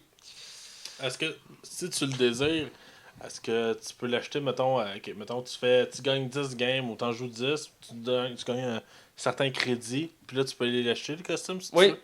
Fait que, tu sais, tout est gratuit, mais pousse fortement à acheter. Hein. Ouais, ben, tu sais, si tu joues beaucoup, c'est correct, mais sinon, tu sais, il y a beaucoup de jeux qui sont rendus même. Ouais. Mais il y a beaucoup de points positifs, il y a beaucoup plus de personnages, ils sont beaucoup plus développés, les combats sont toujours aussi dynamiques. Il y a un petit film de débalancement, sûrement quelques mises à jour que j'ai ça. Mais je te dirais ce qui est bon dans ce système-là, je comprends la critique qu'on peut remettre à ça. L'avantage qu'il y a, c'est que ça fait vivre le jeu longtemps. Tu sais, ça se peut qu'après un an, ils fassent on va rajouter encore du contenu parce que le monde ajoute des coffres. Voilà. Ça fait vivre le jeu. Ils ont déjà annoncé plein de DLC qui vont acheter plein de bonhommes, donc le jeu va être gros. Ouais, c'est ça. Ça, je trouve ça bizarre. On annonce les 4 bonhommes genre avant même la sortie du jeu. Ben, un peu après la sortie du premier, il avait annoncé à coup de 1, mais il avait annoncé Lobo, après il avait annoncé 6 dans le premier, il a annoncé 9 là. Mais j'ai hâte parce qu'il y en a plusieurs qui m'intéressent, dont Redwood. Je vais faire une mention intéressante, qu'il n'avait pas fait dans le premier. Ben, il avait pas sous-exploité dans le premier en termes de costumes, mais là, ce qu'ils ont fait, c'est que dans les costumes de certains super-héros, t'as des alternatifs. Genre, exemple, pour Captain Cold, qui est un méchant de Flash, qui est un homme qui se bat avec un canon à glace, t'as un costume alternatif qui est Mr. Freeze. Ah ouais, ok. Qui change sa voix, son apparence et certaines de ses actions. C'est comme si t'avais un deuxième bonhomme, littéralement. Là. Il y a ses mêmes pouvoirs, mais il y a certains petits trucs qui changent, dont sa voix. Okay. Donc ça, c'est cool. Mettons pour Flash, t'as Jake Garrick, qui est le premier Flash, qui est genre celui qui a un casque à la tête. Là. T'as Reverse Flash, qui est son ennemi juré, qui est habillé en jaune et les couleurs inversées. Batman, y a-tu le costume d'Adam West pour le fun? Non. Ah, ça c'était cool, ça. Il y a d'autres exemples comme, mettons, ils sont moins connus, mettons pour... Cheetah, qui est la méchante de Wonder Woman. Son costume alternatif, c'est Vixen. Elle a le droit de se réanimer dans l'univers de CW l'année passée, qui est une super-héroïne qui a d'avoir un collier qui permet d'invoquer des animaux, des esprits d'animaux pour avoir leurs habiletés. Un autre qui est quand même très connu, c'est Supergirl. Elle a sa version adulte qui est Power Girl, qui est d'avoir un costume blanc avec une plus grosse poitrine puis une cape rouge. Évidemment. Toutes les super-héroïnes, j'ai remarqué ça avec ma coloc, toutes les super-héroïnes qui deviennent adultes ont une grosse poitrine. Mais Wonder Woman, ils ont corrigé ça dans la nouvelle monture des super-héros, elle a une poitrine plus raisonnable. J'en... Tu ris. Il y en a un que tu peux avoir gratuitement qui est cool. Si tu lis ton compte à ton compte téléphone Android, puisqu'il y a un jeu Android, tu as droit à un skin alternatif pour Cyborg qui est Grid, qui d'abord un ennemi à Cyborg, qui son opposé, c'est un robot. Qui est genre noir avec des lignes vertes, c'est vraiment cool. Il y en a plusieurs comme ça. Et je me suis dit, tu sais, c'est cool qu'ils sont là. Ils coûtent quand même cher à récupérer, mais c'est cool. Et je me suis dit, ça serait ça. Non, dans l'histoire, ils ont mis. C'est pas juste des costumes alternatifs, ils s'en servent comme bonhomme alternatif dans le sens que, à un moment donné, dans un des chapitres, parce que chaque chapitre, tu joues 2 héros. Tu alternes entre les deux. Et ce qui fait en sorte qu'il faut que tu finisses l'histoire 2 fois. Parce que sinon, tu peux pas avoir les 2 fins. Il y a comme 2 fins différentes. Et il y a un chapitre que t'es Flash et un autre bonhomme. Et à un moment donné, avec Flash, il y a un éclair qui arrive à toute vitesse qui te frappe, tu revois la tête, tu te relèves, et t'as Reverse Flash qui est là. Ouais. Fait que là, t'affrontes Reverse Flash. Est-ce que Green Lantern, genre, il y a 2 interprétations différentes, genre? Green Lantern, ce qui est cool dans ses costumes, ce qu'il avait pas fait dans le premier, c'est qu'il y a genre toutes les sortes de lanternes. T'as l'espoir, la rage, l'avidité, l'amour, la compassion, la vie, la mort. Ils sont toutes là. Tu connais toutes? Ben oui. Ok, excuse-moi. L'espoir, j'ai dit. Ben, parce que j'ai lu les comics puis je trouve ça intéressant. Mais c'est cool parce que tu peux vraiment personnaliser. Puis ça change. Ce qui est cool avec le Green Lantern, c'est que ses attaques changent de couleur. Fait que, tu sais, il fait apparaître une mitraillette. Après, ça soit verte, elle est rose. Ok, ouais. C'est ça qui est cool. Puis, comme je disais, il y a un petit balancement. Je vous fais avec ça, il y a un petit balancement dans les personnages. Ça a été critiqué un peu sur les réseaux sociaux. Il y a des personnages qui sont beaucoup plus portés sur la distance, donc ils font chier parce qu'il faut que tu les atteignes, donc ils font beaucoup de dégâts. Exemple, Deadshot qui était ajouté dans le casting. Il y a des attaques qui fait qu'il peut tirer à distance des tirs, fait que ça fait des dégâts faciles. Ça gosse pour ça. Il y a Darkseid, qu'il y a des tirs laser, Supergirl aussi. Sûrement que ça va être une mise à jour, mais c'est un problème qui était un peu dans le premier, qui avait réussi à balancer finalement avec des mises à jour. Mais là, c'est sûr que le jeu va se faire balancer au fur et à mesure du temps. Ouais, mais sinon, le casting est énorme, le jeu est jouissif. J'ai joué avec mes colocs, j'ai vraiment aimé ça. J'ai juste le mode en ligne qui peut être gossant parce qu'il faut que tu t'entraînes, les joueurs sont intenses. Ouais, mais le monde joue depuis. Tu sais, même avant Injustice, Mortal Kombat existait, puis c'est à peu près le même système de combat. Ouais. Il y en a qui sont bons, là. C'est effrayant. Surtout les Japonais, là. Je me suis testé à quelques reprises, je me suis découragé, ils sont vraiment violents. Je me rappelle Mortal Kombat 9 à sa PS3, j'avais joué. Ah, écoute, les Mortal Kombat, moi aussi. Je me faisais manger des volets. Je vais essayer de me dépêcher, je sais, je répète, là, mais c'est parce qu'on gobe du temps. Mais ouais, le prochain jeu. Un autre jeu dans l'univers de DC, je peux pas l'empêcher, mais j'ai joué brièvement cette semaine, c'était pas un test. Mon coloc finalement n'a pas aimé ça. C'est DC Universe Online. DC ont décidé de faire un MMO il y a quelques années pour exploiter le filon, comme on dit. Et un peu en même temps, Marvel avait annoncé un MMO qui finalement tombe à l'eau. Finalement, ils ont fait un Marvel Hero qui est comme Diablo. Ouais, là, il y a Marvel Hero Omega qui Ouais, sur PS4. Là. C'est la dernière mise à jour du jeu qui va être disponible sur PS4. La bêta est sortie. M'a sûrement installé. J'ai juste peur que mon compte soit pas accessible parce que un des points négatifs que j'ai pour DC Universe Online sur PlayStation 4, j'ai joué sur PlayStation 4, c'est que mon compte PC n'est pas accessible. Ah, il est pas relié? Non. Pourtant, il me semble que le monde PC joue contre le monde de PS4. Ils ont le même serveur, mais j'ai pas accès à mon compte. Ah, c'est bizarre. Parce que sur DC Universe, c'est mon compte PlayStation. Puis t'as déjà mis de l'argent sur la version PC? Ouais. Peut-être que tu pourrais appeler le système. Faudrait que je check. Puis l'autre point négatif, c'est que je suis pas capable de le mettre en français. Aspect, c'est possible, mais j'ai pas réussi encore. Ah, ben, j'ai déjà vu ça, ce problème-là. C'est dans le fond, ce que tu fais, c'est que tu mets ta PlayStation en version française de France. Ah! Je sais plus quel jeu. Absolument, je joue mes jeux en anglais, mais celle-là, je l'avais mis en français de France pour une raison que je vais le tester, puis je t'en donner une Ouais, je suis pas mal sûr que c'est ça. Bref, c'est un MMO que. Ce qui est fun, c'est que le jeu commence, que tu crées ton propre personnage, soit de le côté des super-héros, soit du côté des super-vilains. Je sais pas si tu as déjà joué. Non, je. Et dans le fond, tu crées ton personnage au complet comme tu veux, et tu as le choix entre homme-femme, entre 3 mentors chaque côté, qui est gentil, c'est Superman, Batman et Wonder Woman. Côté méchant, c'est Lex Luthor, Joker et Circe, qui est une méchante de Wonder Woman. Et après, tu choisis ton pouvoir. Il y a une liste de pouvoirs. Il y en a plusieurs en DLC maintenant. Ils sont très intéressants. Et si tu joues sur PS4, tu as droit à un pouvoir gratuit.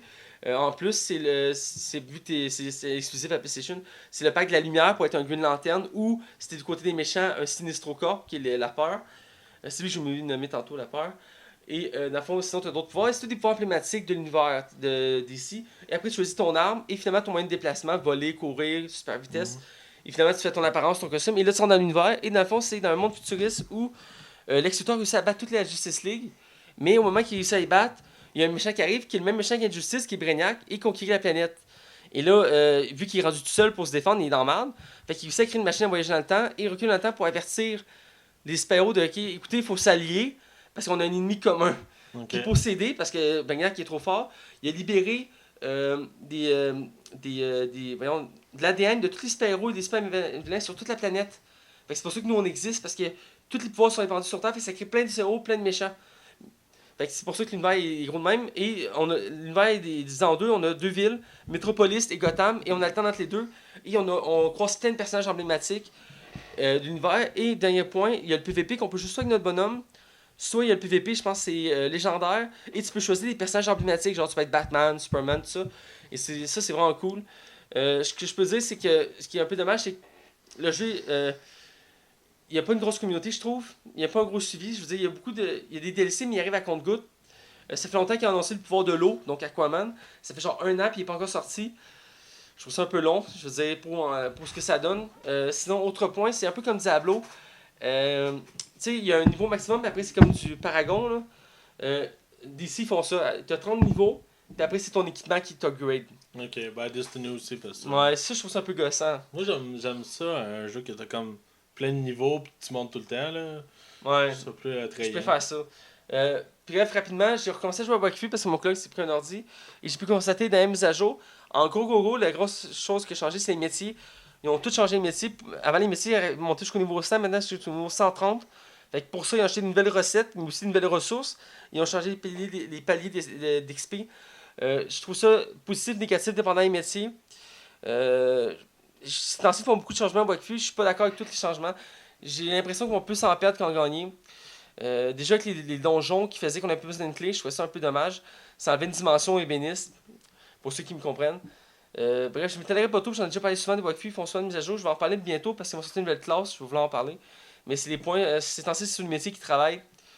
Je suis content pour certains points, mais d'autres non. Bref. Alright, c'est à mon tour. Hein. Yeah! Non, écoute, j'ai acheté 2 jeux cette semaine. Je les ai vraiment pas payés cher. J'ai acheté Doom, mais je parlerai pas de Doom parce que j'avais déjà fait la moitié puis j'ai pas eu la chance de rejouer. Ok. Fait que je vais sûrement y jouer éventuellement. Sinon, j'ai acheté Batman de Telltale Game. Oh. Ceux qui ont fait Wolf Among Us, hein, un excellent jeu, qu'est-ce que t'en penses? Ah oui, c'est un excellent jeu. Faudrait que tu me le ramènes. Hein?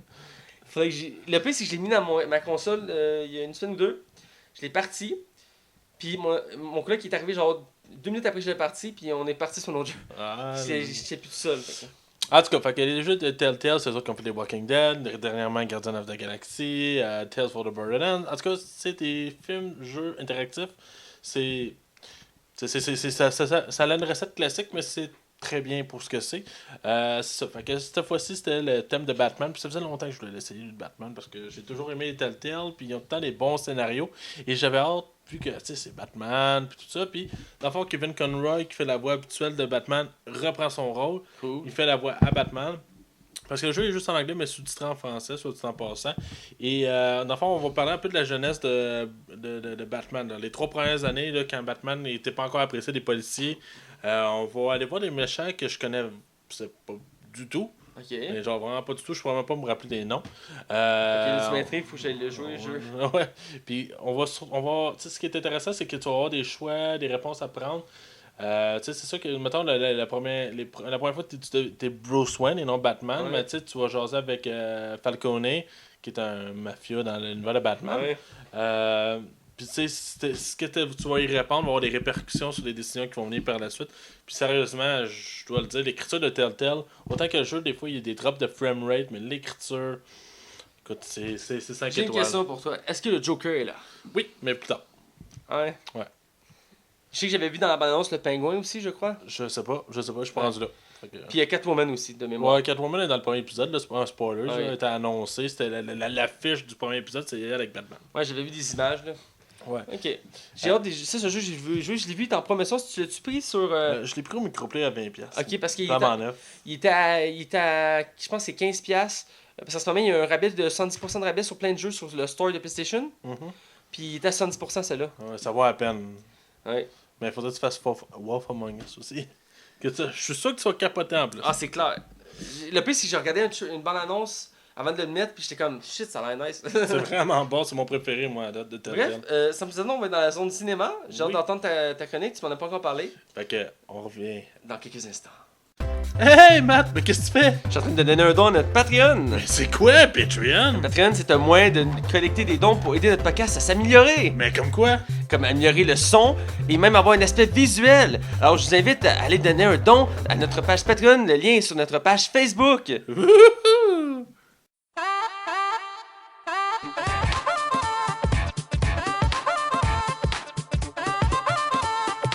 Bienvenue dans la zone cinéma.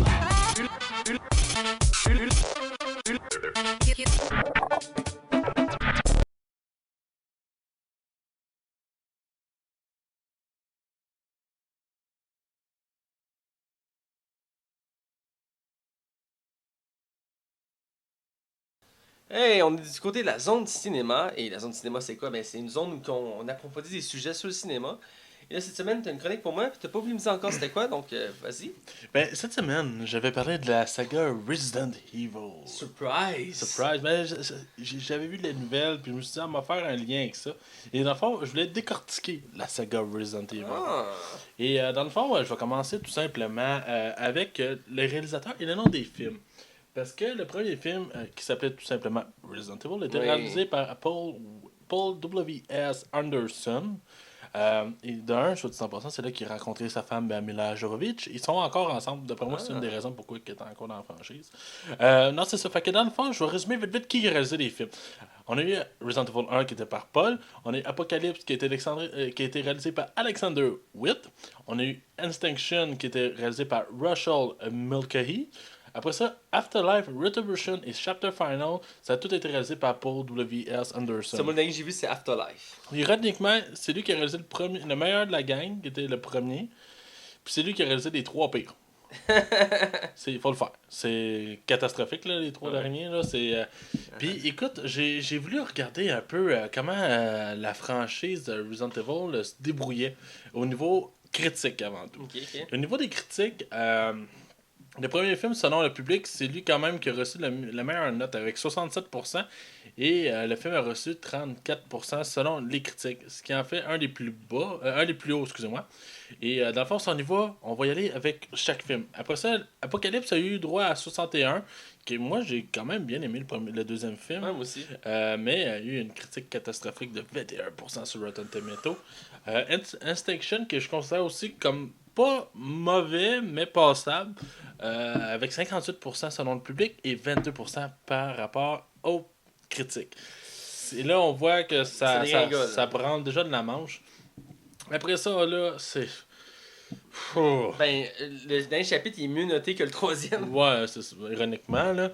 Mais Resident Evil Afterlife, qui est le 4e opus... J'ai vu. Il a reçu... Ouais, moi aussi... non, moi c'est l'avant-dernier j'ai vu. Il a reçu 49% selon le public. Fait que même le public a pas aimé ce film-là. Quand tu passes en dessous des 50%, absolument, c'est un signe.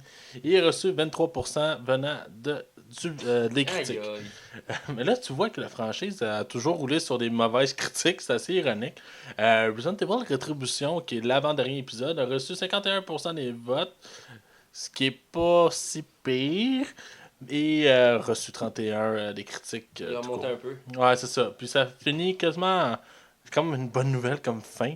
Le film a reçu 53%, qui est quand même qui est la note la plus élevée selon le public. Et a reçu 35% côté critique. Ce qui fait que c'est des films qui ont été... Ils n'ont jamais eu des... Au niveau critique, il n'y en a aucun qui a reçu des bons retours. Ils ont tous été démolis un après l'autre. Mais ça a été une franchise excessivement payante. Oh, c'est pour ça. Parce que j'ai sorti le box-office des films et le film a juste toujours augmenté niveau box-office. Il n'a jamais diminué, il a augmenté. Parce que moi, je fais le box-office worldwide, qui veut dire la planète tout entier. Je vais essayer, je pars... Ok. Je pars du début jusqu'à la fin, mais c'est le classement, ironiquement, c'est le 1, 2, 3, 4, 5, 6. Fait que le plus bas, qui était le premier, il y a eu 103 millions. Après ça, ça a été 129 millions. Après ça, ça a été 148 millions. Après ça, 240 millions. Après ça, 300 millions.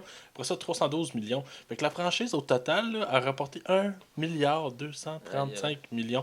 Fait que ça a beau être des nanars, comme on dira, mais Colin, les films marchent. C'est... Les gens l'aiment pas, mais ils l'écoutent. Ouais, c'est ça, ça marche fort. C'est assez ironique. Je peux pas expliquer la raison du pourquoi que ces films-là ont un succès, autant pour les 3 derniers épisodes qui sont... C'est de l'over, green screen. L'histoire est complètement décousue. Les personnages emblématiques de la franchise sont garachés à gauche et à droite. Et c'est de valeur parce que je trouve que les 3 premiers films, autant qu'ils n'étaient pas sans défaut, avaient le mérite d'être un peu plus proche de ce que Resident Evil est. Ouais. Même si c'était dans l'action, là. Est-ce que tu allais rajouter? Ben, c'est ça, j'ai trouvé qu'il y a une dérive qui s'est faite. Là. Les premiers ils étaient plus sombres, plus proches de l'univers. Là, à un moment donné, ils ont commencé à ajouter de plus en plus de personnages de l'univers pour accrocher les fans. Puis ils ont commencé à aller dans. Comment je pourrais dire ça j'ai le mot absurde, mais c'est pas ce que je veux dire, mais c'est comme n'importe quoi. Là. Ben, c'est un peu ça, parce qu'à un moment donné, c'était rendu que Alice était capable de contrôler les zombies par la pensée. Ouais. C'est comme, ouais, mais là, vous allez où avec C'est ça? pas dans toi à un moment donné qui a créé genre une tempête de feu au-dessus de sa tête. Là? Oui, c'est le 3 ou c'est le 4? Je pense que c'est le 4. En tout cas, elle a fait une tempête de feu. Là. Oui, c'est ça, c'est parce qu'à un moment donné, elle vient comme trop puissante. là.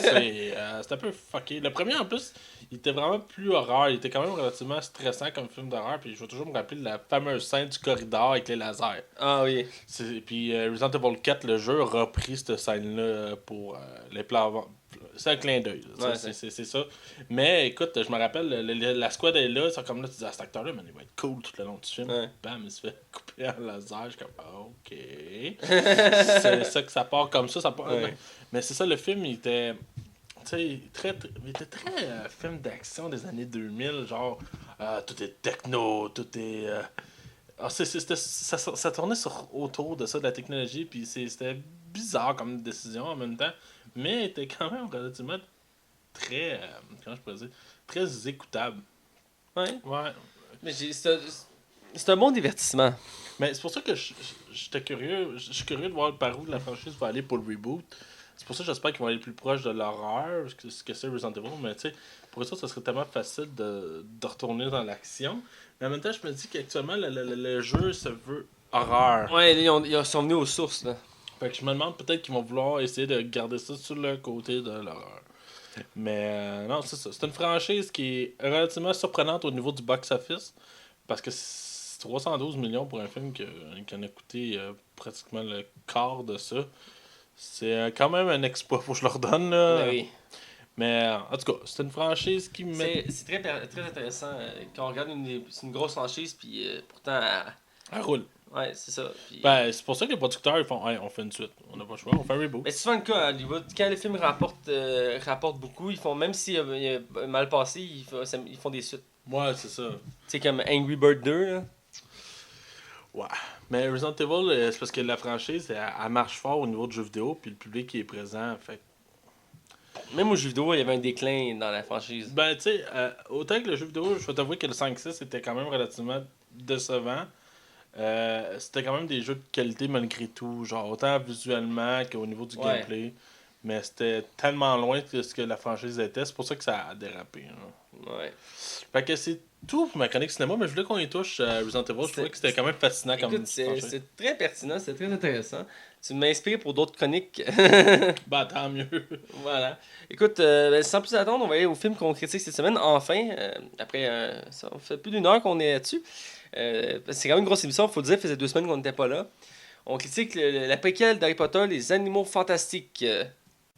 Hey Mathieu, est-ce que tu sais qu'on peut aller rajouter 5 étoiles à notre podcast? Ah oui, où ça? Sur Pod Québec et sur iTunes dans la section commentaires. Hey, je m'en vais faire ça tout de suite! Attention, vous rentrez dans la zone non spoiler. Attention, vous rentrez dans la zone non spoiler. Alors, on est du côté non spoiler pour parler du film qu'on critique cette semaine, le film Les Animaux Fantastiques, qui est réalisé par David Yates, que c'est lui, je vais l'appeler le grand Manitou de Harry Potter parce qu'il a tourné du 4e au 8e film. Ouais, exact. Donc, c'est un expert, il est très connaisseur de l'univers d'Harry Potter, donc c'est une bonne nouvelle qui a été annoncée pour réaliser le film. Comme acteur, on a quand même quelques acteurs, pour la plupart peu connus, moins connus, je veux dire. L'acteur principal est Eddie Redmayne, Ouais, exact. qui commence à être de plus en plus connu, qui est l'acteur principal qui va faire Norbert Dragono. L'actrice principale est jouée par Catherine Waterstone, qui fait une membre du gouvernement qui arrête le personnage principal au début du film. On a Dan Fogler qui va faire un nom magique ou un moldu. Ouais, qui jouait dans le film Balls of Steel. Balls of Steel. Ouais, c'était le film de ping-pong. Ouais. Ouais, c'est lui. Ah, c'est lui! C'est lui. J'avais pas le lien. C'est ça, dans le fond, il fait un boulanger qui croise les personnages principaux et un pâtissier, excusez-moi. On a Colin Farrell qui fait un des rôles principaux, il fait un des représentants du gouvernement américain. On a un acteur qui est en voie de se reconnaître. Il aura pas le choix avec le film Flash dans quelques années. Ezra Miller, C'est son plus gros film à date qu'il a fait. Puis il avait fait un film d'adolescent avec Emma Watson. Ah ouais? Ouais, fait que c'est bizarre, hein, pour Emma Watson qui fait pas beaucoup de films. Ouais, exactement, qui fait un crack-molle qu'on appelle. Là, c'est un orphelin qui, dans le fond, ses parents sont magiciens, mais lui, a aucun don de magie. Et il est dans un orphelinat qui fait un des personnages secondaires. Et finalement, on a Alison Suda, que je connaissais pas, qui fait la sœur de l'actrice principale. Qui elle aussi, elle a une touche vraiment unique. On va pas tantôt sur son personnage, mais dans le film, je trouve qu'elle amène une ambiance vraiment particulière. Une tension sexuelle, je dirais même. Ouais, puis j'ai beaucoup aimé l'actrice, je la connaissais pas, puis là j'ai goût de voir d'autres films avec elle dedans. Elle a Ça, comme- c'est le plus gros rôle aussi. Ouais, Été voir, je là. pense que ouais, puis je veux dire, elle a dans le film, elle a une personnalité, là, c'est tellement jovial, Ouais. c'est vraiment beau. Bref, c'est le distributeur, c'est Warner Bros. Picture, comme Ouais. d'habitude. Souvent, c'est eux qui s'affilient pour faire des films avec les studios britanniques, parce que Les Animaux Fantastiques, c'est tourné entre autres par un studio britannique. Production AD Film. On a des anecdotes. C'est David Guett qui a dit qu'elle allait réaliser tous les films de la franchise qui s'annoncent. Il était signé pour les 5 films, Parce littéralement. qu'effectivement, il a été annoncé qu'il allait avoir 5 films. Et oui, 5, quasiment aussi long qu'Harry Potter. Pourtant, à la base, c'est basé sur un livre qui ne parle pas directement du personnage. D'ailleurs, ils ont sorti le roman basé sur le film. Ah ouais? J'ai vu ça au Renaud Bré. C'est pas J.K. Rowling qui l'a écrit, je vois. J'ai pas remarqué, mais il me semble que non. Mais c'est juste tel les textes du film, c'est écrit là. Ah, ok, ouais, comme la pièce de théâtre. Ouais, voilà, exactement. C'est basé sur l'univers d'Harry Potter et, comme je disais, le livre du même nom, qui est, dans le fond, le livre sur les animaux magiques, qui parle à plusieurs reprises dans l'univers d'Harry Potter, un peu moins dans les films. Mais c'est un livre qui recouvre toutes les créatures magiques. Et il est écrit par Norbert D'Arono, qui, dans les films, il n'en parle pas, mais dans les livres, il en parle à plusieurs reprises aussi, qui est le plus grand expert au monde sur ce qui est créatures magiques et qui a voyagé à travers le monde, tout ça. Il était très aimé de Dumbledore. Albus Dumbledore, le directeur de l'école. Et là, ils ont décidé de faire une série de films sur sa vie. Et ça se passe avant Harry Potter. Donc, ça se passe 60 ans. C'est 60 ans, hein? C'est dans les années 30, fait que... C'est ça, 60 ans avant les événements d'Harry Potter. Et ça se passe. Ils ont vraiment voulu comme nous amener dans une autre place, un autre aspect. Ça se passe aux États-Unis, à New York. Ouais, évidemment. Mais c'est toujours un Britannique qui est le personnage principal. Ben, c'est la moindre des choses, là. Ouais. Je trouvais ça quand même osé, puis que... Tu sais, aux États-Unis, j'ai l'impression que les Américains sont comme hey, les États-Unis, il faut implanter les États-Unis partout. Ouais. Donc, je vais te laisser avec le box-office. Ouais, dans le fond, le film a coûté 180 millions et a rapporté 814 millions. Pour une nouvelle franchise, même si elle est basée sur un univers connu, c'est très fort. Ouais, c'est très très, fort. très, très fort. Puis probablement que ça va aller en montant si la qualité descend pas. Ben oui, surtout que le point qui est négatif et qui est critiqué beaucoup de ce film-là, c'est qu'il laissait beaucoup d'éléments en plan. En suspens, en ouais. hein. Parce qu'il met la base, tu sais, c'est le film qui met la base. Ben, c'est parce que les Harry Potter, à la base, avaient quand même une fin malgré tout. Ouais. Tu sais? C'est peut-être un petit peu. On en reparlera dans la critique, mais. Ouais. Je vais aller avec les acteurs. Tu me parles de l'acteur principal, qu'est-ce que t'en as pensé? Eddie Redmayne, c'est un acteur que j'avais vu quand même à quelques places, à gauche et à droite, dans quelques films. Je trouve quand même que c'est un acteur très talentueux, dont le film sur Stephen Hawking, qui était excellent. Il est très bon. Je pense qu'il a même gagné l'Oscar pour ce film-là, mais là, je suis pas sûr. Sinon, c'est ça. Moi, j'ai beaucoup aimé sa prestation, malgré tout, même vis-à-vis mon avis sur le film. Mais quoi que des fois, je le trouve comment je pourrais dire, pas d'émotion dans sa face. Ok, ouais. Ouais, des fois, je trouve que ça en manque un peu. Je sens qu'il pourrait mettre un peu plus, mais écoute, c'est très subjectif comme. Non, j'ai remarqué aussi ce point-là que des fois il est juste. Ouais. Il est comme hésitant, il est comme gêné, genre. Ouais, c'est ça, mais j'imagine que le personnage est écrit ainsi aussi. Ouais. J'ai bien aimé l'acteur, son personnage. Je connaissais l'acteur, moi, de base, avec la série Les Piliers de la Terre. Ok, je connais pas. C'est une très bonne série basée sur des romans. Vraiment écœurante, ça se passe au Moyen-Âge, c'est super bon. Puis il fait un rôle là-dedans, un personnage secondaire, mais il m'avait marqué. Et là, je l'ai mis dans le film. Et dès le début, j'ai trouvé accroché à son personnage. Il arrive par bateau à New York. Là. Il arrive dans un nouveau monde, comme si c'était tout nouveau. C'est comme on découvre la magie à nouveau avec lui. Et là, il est comme chambranlé parce que c'est tout différent qu'en Angleterre. J'ai beaucoup aimé ça. Comme toi, c'est son côté émotion que des fois, on voit qu'il est gêné comme personnage, mais des fois on le sent qu'il est comme un peu bloqué, tu sais. Ouais, j'ai l'impression qu'il manque de jeu dans son jeu. Ouais. C'est bizarre à dire, là, mais... Ouais. Je vais avec l'actrice principale, qui est Catherine Waterstone, qui fait la femme principale, qui est dans le fond une ancienne aurore du gouvernement américain. Quelle mauvaise réputation dans le film. Ouais, qui a une mauvaise réputation, qui a essayé de corriger ça. Donc, elle capture le personnage principal pour montrer qu'elle est toujours efficace. Et c'est une actrice, elle, honnêtement, je la connaissais pas vraiment avant ça. Moi non plus. Je sais qu'elle a fait un film il y a quelques années, Babysitter, je crois. Elle faisait une. Ah ouais, ça C'est un film d'horreur, il me semble. Là. C'est pareil, il était bon. J'en ai parlé à un nombre de mes amis qui connaissaient l'actrice pour ça. Et je l'ai beaucoup aimé. C'est fait quelque chose. Je sais pas, elle a de quoi. J'ai vu. Elle était dans Alien, là, que j'ai écouté la semaine passée.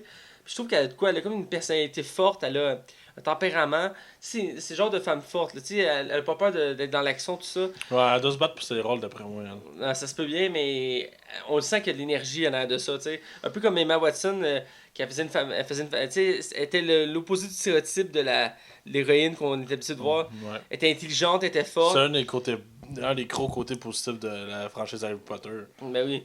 Puis en plus, elle tombait pas amoureuse du héros principal, c'est le classique. Là. Ouais, c'est ça. Puis là, c'est le même cas, quoi, elle tombe amoureuse, mais je veux dire, c'est le côté. Bon, mais c'est parce que c'est normal dans la vie de tous les jours, les humains tombent amoureux Ouais.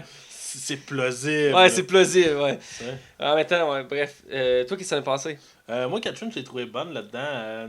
Malgré que je trouve qu'elle se fait un peu effacer à peu près à la moitié du film, je l'ai trouvé quand même relativement très convaincante dans son jeu, plus que Eddie. Moi, j'ai trouvé que son personnage était attachant, puis comme on disait souvent, j'ai l'impression que c'est un personnage qui n'a pas besoin d'Eddie pour exister. Ouais. Elle est là parce qu'elle va mettre son point, puis écoute, elle te le brasse bien plus que lui peut la brasser. Là, t'sais. Ouais. Fait que sérieusement, là, autant. Non, props à ça, sérieusement, c'est très, très, très. Je sais pas comment bien l'exprimer, ça, mais je trouve vraiment qu'elle sort du lot. Beaucoup plus que certains personnages dans le film, malheureusement. Ouais, c'est vrai, je suis d'accord avec toi, ça sort beaucoup du lot. On va encore parler d'eux plus brièvement. Dan Fogler, qui était connu pour un film de ping-pong, on en parlait Ouais. tantôt. Mais c'est un comic relief là-dedans. Ouais, il ajoute une grosse touche d'humour. Là. Ouais, c'est ça. Ben, c'est correct. Ouais. Le film en avait besoin. Mais il y avait toujours un peu d'humour dans les Harry Potter, même s'il est toujours teinté très sombre. Mais c'est parce que le film était très sombre aussi, donc il fallait ajouter une teinte. Ouais, très gris, hein, ce film-là. Ouais, très les Harry gris. Potter, c'est noir, mais les noirs, bleus Tu foncés. sais, on est comme à New York, à la période industrielle, tu sais, c'est comme très. Ouais. Mais qu'est-ce que tu as pensé de. Dan Fogler, je l'ai trouvé bon là-dedans, pour vrai. Je l'ai toujours apprécié comme acteur, même dans d'autres films, même si souvent il fait plutôt des rôles mineurs. Là, c'est un de ses plus gros rôles de sa carrière. Là. Pour lui, ça doit être une nouvelle immense. C'est là. clair. Mais non, je l'ai trouvé attachant aussi, son personnage. J'aimais sa naïveté, mais sans être épais non plus. Là. Il jouait pas le gros épais. C'est Non, c'est exactement ça que j'ai aimé de lui. Il faisait les naïfs, mais pas épais.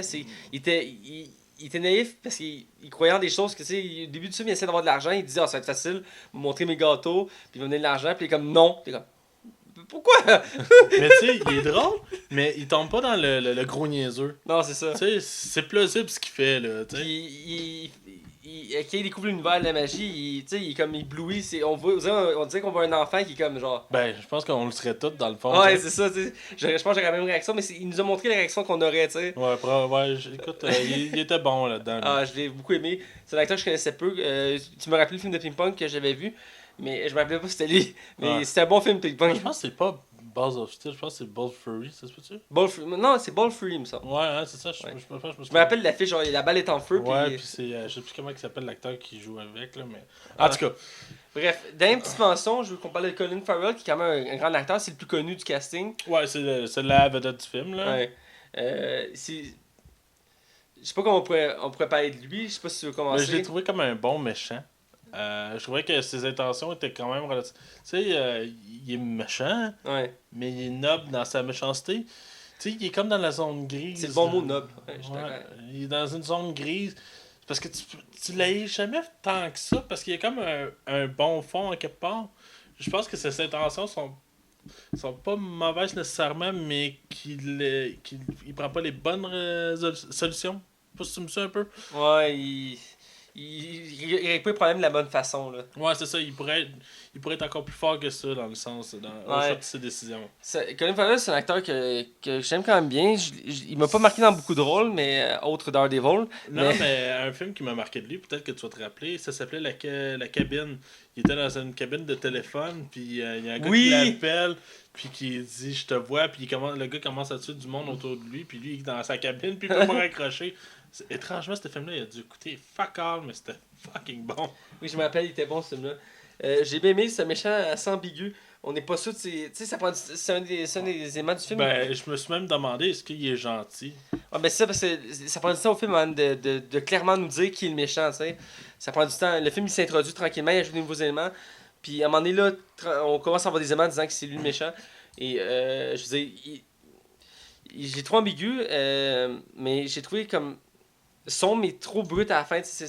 Il va graduel, puis à la fin, il y a un gros pop, là. c'est à la fin, ils dévoilent tout. T'sais, au début, c'est comme, ok, il a l'air gentil, il est correct, tu sais, puis là, Ouais. pah!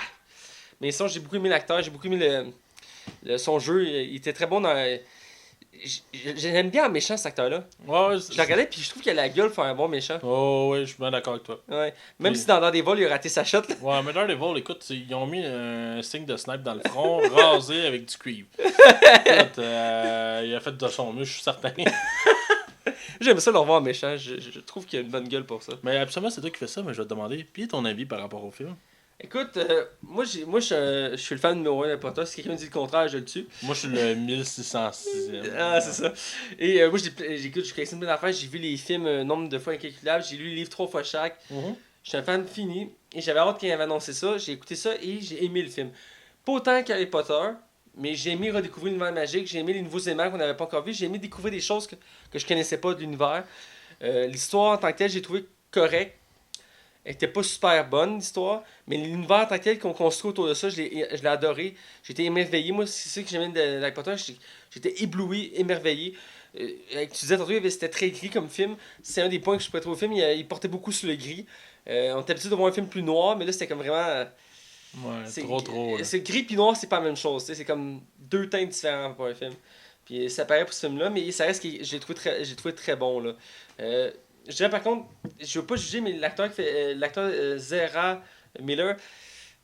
Il était pas bon là-dedans. Ben ça, il était pas bon là-dedans, puis je sais pas. À date, il me tapait ses nerfs, moi. Ouais, à date, je l'aime pas comme acteur. Genre. Ben, comme acteur, tout cas, je sais pas. En tout cas, moi personnellement, il me tapait comme personnage ses nerfs. Il me tapait ses nerfs comme personnage, excuse-moi. Ouais, ben.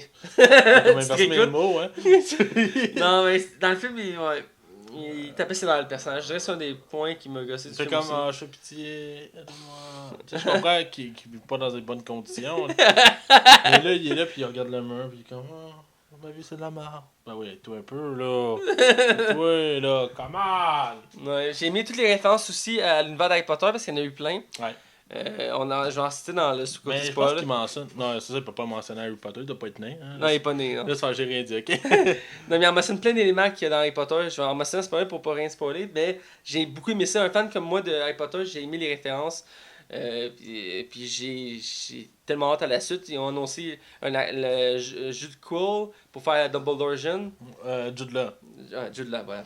Que, je l'ai regardé plusieurs fois. Je l'ai mal pas. Je suis fatigué. Bon. Je l'ai regardé plusieurs fois, puis je vois qu'il a la gueule pour faire Dumbledore, donc j'ai hâte de voir ça. Bref, toi, ton impression du film. J'ai pas aimé. Sérieusement, j'ai pas aimé ça. Je sais. Le monde doit se dire, ah bon, un autre film qui aime Max, à ce rythme-là, il doit te changer, hein, je crois. J'ai trouvé ça pénible. Sérieusement, j'ai trouvé ça vraiment pénible parce que, écoute, moi, comme je te disais, en ronde, moi, un film d'Harry Potter, dans l'univers d'Harry Potter, surtout quand c'est des films à gros budget de même, moi, j'aime ça en avoir plein la gueule. J'aime ça, là, être impressionné. Puis, chaque Harry Potter, il rêvait tout le temps une scène. J'étais comme, oh my god. Tu sais, je me dis, petit cul. Quand j'étais petit cul à Harry Potter, ça m'impressionnait. Puis, ça me marquait. Ce film-là, je trouve qu'il n'y a rien qui est marquant. Je trouve qu'il y a une saturation des effets spéciaux, mais genre, au point que ça devient ça devient. Comment je sais pas comment l'exprimer. Ça devient trop. C'est trop. Parce que tu le vois là-dedans, et Harry Potter, il avait le mérite d'avoir beaucoup de costumes, puis de maquillage, puis tu sais, on en mettait. Oui, il y avait des effets spéciaux, mais le décor, tout ce qui est. Même les personnages qui étaient déguisés, ça mettait excuse-moi, je veux le mot plate, mais une vraie magie autour du film. Puis ce film-là, je l'ai pas retrouvé. Écoute, je l'ai écouté avec ma plus jeune sœur, puis elle s'est endormie pendant le film. Là.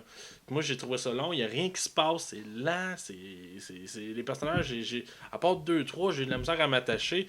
Ça tombe tout le temps sur une grille, il n'y a pas de teinte de couleur. Je trouve que l'intérêt du personnage, puis ses raisons. Sérieux, là! Ça me fait suer de pas l'avoir aimé parce que j'avais hâte d'écouter ce film-là. Pas vrai. Moi, je te disais dans ta liste de films que c'était dessus. Oui, puis j'avais vraiment hâte de le voir. Puis je trouve ça plate que j'ai pris autant de temps pour l'écouter, par exemple. Mais j'aurais tellement aimé ce film-là. Pour vrai, j'aurais vraiment aimé ça. Ok. Écoute, je pense qu'on va dans le côté spoiler, puis on va en parler discuter. plus en détail du film. Donc, venez nous rejoindre. Avant, je coupe ça sec. Je vous recommande quand même de le voir, même si vous n'êtes pas fan d'Harry Potter, pour découvrir l'univers du film. Moi, je l'ai quand même beaucoup aimé. Moi, là, allez louer le premier film, il doit être pas cher. Sérieux, là. Ouais, Max, tu peux te taire maintenant. Tu peux te taire. Écoutez pas Max, il est sous. Non, mais sérieusement, c'est mieux d'écouter des Harry Potter qu'écouter ça. Harry Potter, t'écoutes ça en premier, c'est certain. Là. Ben, c'est ça. C'est comme pour Seigneur des Anneaux, t'écoutes Seigneur des Anneaux avant d'écouter le Hobbit. Là. Même si c'est avant? Animaux Fantastiques, c'était avant Harry Potter aussi. Ouais, c'est vrai, mais c'est le même principe. Ouais. Voilà. Bref. Ça présentement, on va du côté spoiler pour détailler vraiment ce qui a fait que j'ai aimé les films et ce que Max a fait qu'il a pas compris le film. Fait que, go! Attention, vous rentrez dans la zone spoiler. Attention, vous rentrez dans la zone spoiler. Fait que tu jouais avec des Barbie quand t'étais jeune. Mais en fait, ce que je faisais, c'est que je le mettais sur ma chaise, puis je coupais les cheveux à Barbie, puis je me mettais dessus. Ah! D'accord. C'est parce que j'ai toujours voulu avoir une Barbie noire. Ok, je pense qu'on enregistre. Ouais, oh fuck. Ok, on est du côté... Non, excuse-moi, ok, vas-y. On est du côté spoiler. Écoutez, désolé pour ce moment cocasse et des plaisirs charnels de Max. Non, c'est pas ce que vous pensez, franchement. Voilà, exactement. Bref, je vais te laisser partir. T'as l'air d'avoir beaucoup de... Je préfère Ken, par exemple. Ouais. Ok. C'est inquiétant ton affaire.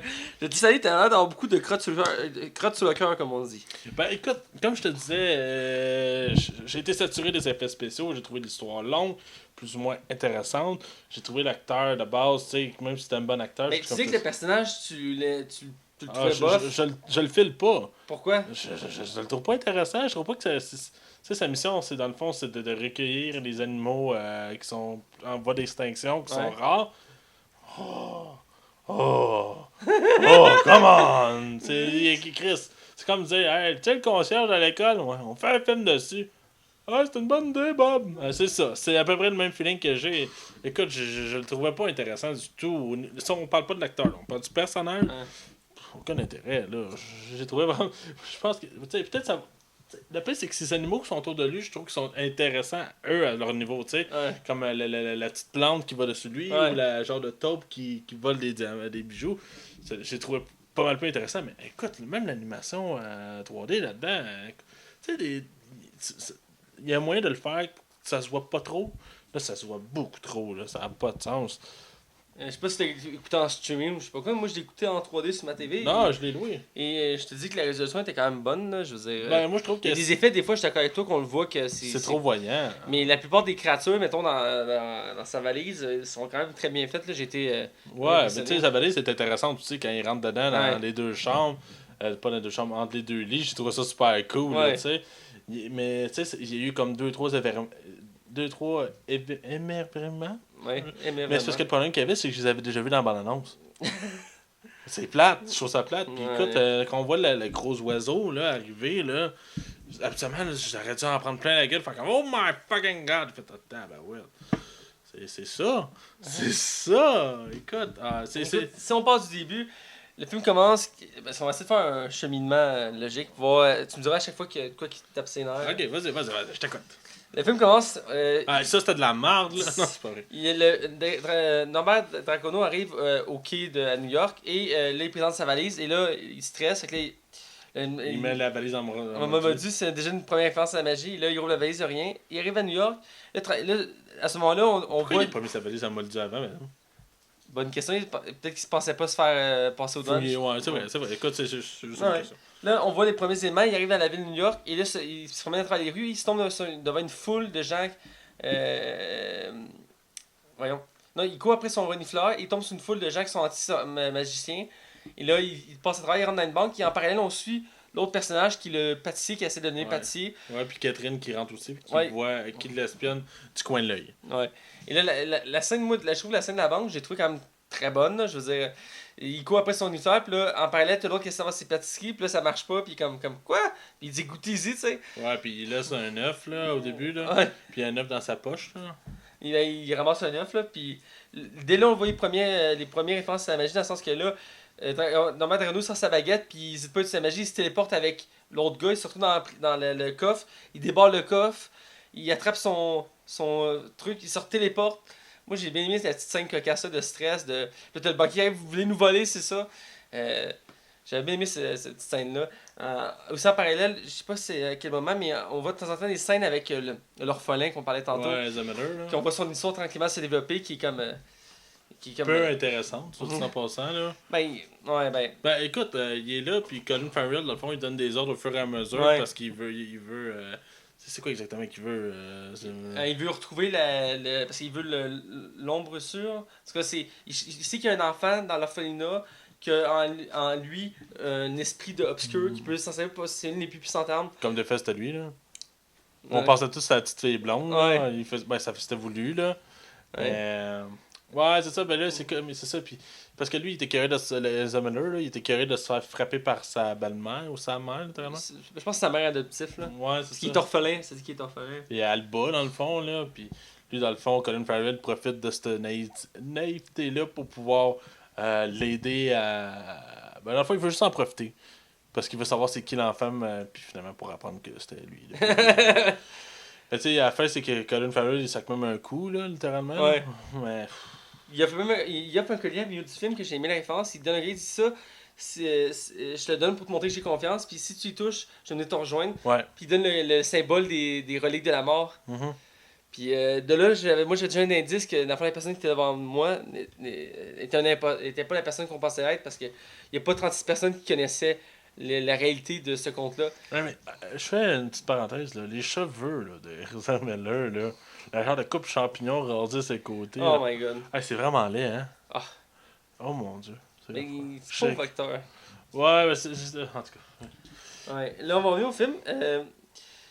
Moi, rapidement, il va s'arrêter par Laura, qui va l'emmener au gouvernement. Et là, on va découvrir le gouvernement qui est comme à l'Imperial State Building. Puis comme il rentre dans la porte qui tourne, puis il rentre dans la bâtisse, ça se transforme en magie. Il est sur le ministère. Et là, finalement, elle peut pas l'arrêter parce qu'elle n'a plus le droit de... Non, c'est ça, il est plus en service, en principe. Et finalement, elle ramène chez eux avec l'autre pâtissier parce qu'il n'a pas oublié, lui. Et là, on a une des scènes, comme je parlais tantôt, de la valise. Où que... Ben, en fait, on skip un des personnages, la sœur de la... Ouais, c'est ça, il y a la première rencontre, puis tu vois qu'il y a une tension sexuelle, étrangement, avec... comment il s'appelle, l'acteur on parle depuis tantôt, là, qui joue par Fury, Dan Fogler. Ok, excusez-moi. Ouais, c'est ça. Puis là, tu vois qu'il y a une tension sexuelle entre les deux, étrangement, parce qu'elle est capable d'aller dans les pensées. Ouais. Fait que lui, il est comme, arrête d'aller dans mes pensées, arrête. Parce qu'elle voit bien ce qu'il imagine, là. Fait que... Ça, c'est un bon flash. Ça, faut que je le donne. J'ai aimé le concept, puis l'actrice, elle était pas connue, puis je veux dire, écoute, j'ai adoré son personnage. Ouais, c'est un des meilleurs personnages elle, puis lui, là, c'est... Elle amène une touche, elle, de... Encore une fois, de naïveté. Ouais. Parce que, tu sais, elle regarde l'autre, et elle dit, est-ce que vous êtes tous pareils, les non-magiques? Puis comme, ben non, là. C'est raciste, ça. Elle est full contente parce qu'en même temps, tu sais, lui, il connaît pas la magie. Fait qu'à chaque fois qu'il a fait quoi, lui, il capote, et comme, oh my god. Tu sais, puis, à un moment donné, c'est pour montrer de la vraie amour parce qu'il est comme rien artificiel entre les deux. Ils se disent, tu sais, c'est comme ils sont liés, là. Tu penses-tu qu'il va revenir, lui, dans les suites? Ben, ça laisse présager. Hein? Ben, à la fin, pas tant. Ben, il revoit la fille qui vient dans la pâtisserie. Puis, puis il y a comme un flash, vous savez qu'il se rappelle d'elle. Ouais. C'est comme s'il n'a pas perdu de sa mémoire. Moi, je l'ai parlé à la scène qu'on voit la première fois dans sa valise, parce que tout le long, on voit qu'il y a des animaux qui sortent, puis là, à un moment donné, il décide de. De rentrer dans la valise. Puis là, t'es comme, c'est spoilé dans la bande-annonce, mais il rentre dans la valise. Et là, c'est comme tout son. C'est comme un zoo géant. Ouais. Puis moi, j'ai adoré cette scène-là. T'es comme. Mais c'était bizarre, hein, les plans de. Comme tu pouvais passer de la neige à dehors, à la grosse chaleur. Des fois, il y avait des plans qui s'apparaissaient que c'était des décors en photo, là. Ouais. J'étais comme, ah, ok. Mais en tout cas, ouais, non, c'est ça, je trouvais ça comme bizarre, comme. Tu sais, Harry Potter, la franchise Harry Potter, ce qu'il est capable de faire, des fois, c'est des angles de caméra qui sont comme inhabituels. Des fois que le cerveau humain il a de la misère à capter ça. Puis écoute, c'est pas un défaut en soi, ça, là. C'est pas un reproche, mais je trouvais ça quand même assez spécial, là, ce lieu-là. Ouais, ben, j'ai mis le. Ben, c'est spécial, mais en même temps, j'ai mis le concept de. C'est comme chaque carré est un habitat, chaud, froid, neige, tout ça. Mais oui, on remarque des fois que c'est comme juste une photo. Ouais. Mais j'ai quand même mis l'aspect, comment c'était fait, la petite cabane en bois, Mhm. les animaux, comment sont placés, toutes les petites créatures, comme tu parlais, les petits bonhommes verts qui peut crocher les portes, qui est tout le temps sur lui, son renifleur qui pogne des bijoux.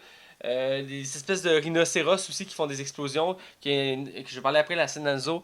J'ai Ouais, bien qui est aimé. cool, là. Il y a une influence aussi dans ce scène-là qu'on voit une photo, un cadre avec une photo, puis c'est son ex, qui est dans le fond Léla Lestrange, qui est une autre référence à Harry Potter, parce que c'est la famille Lestrange, Bellatrice Lestrange, qui est une des mange-morts. J'ai bien aimé la référence. Puis aussi dans la même. Avant ou après, quand il se fait arrêter, en fait, le Colin Farrell, il demande, il dit pouvez-vous me dire qu'est-ce que Albus Dumbledore vous trouve? Ah ouais, c'est vrai, c'était. Là, t'as comme une référence à Dumbledore, je suis comme je trouve ça nice. Je savais qu'il était lié. Mais cette scène-là, j'ai vraiment beaucoup aimé. Quand il court après les animaux, tout après, il court après les animaux à l'extérieur, il voit un zoo, puis il y a un rhinocéros qui essaie de se reproduire, une espèce de rhinocéros, et là, il fait tout pour le capturer. Et là, il y a vraiment une scène d'action assez rocambolesque, que l'autre l'aide, il y a comme un casque, il protège les genoux, puis tout ça. Ouais. Puis à la fin, il est genre juste dessus avec sa valise, puis il essaie de rentrer dans la valise. Ouais, ben, ça, ça à la glace, ça. Ouais. Ça me rappelait un peu King Kong. Avec. On peut plus, c'est Jane, je pense. Ouais. Quand ils vont sur la glace dans la patinoire dans le film de King Kong. Ouais, Ouais, ça me rappelait ça un petit peu, là. C'était l'ambiance. J'essaie de voir, avant de passer à la finale, s'il y avait une autre scène intéressante qu'on pouvait marquer. En as-tu d'autres? Toi, tu voulais pas parler tout de suite du combat du train? Le combat du train. Ouais, à la fin, quand ils sont des week-ends métro. Ouais.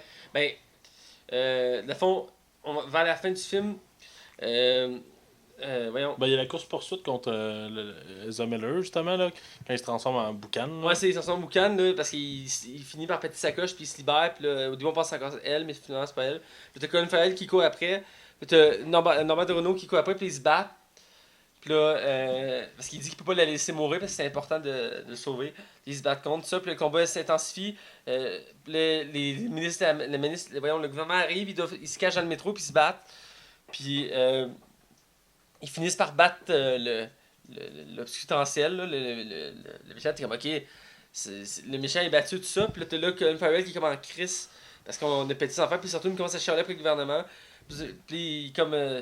Ça se passe pas de même, là, il veut comme rébeller le gouvernement. Puis le gouvernement est comme calme-toi, puis là, il fait parfait, puis il commence à se battre contre.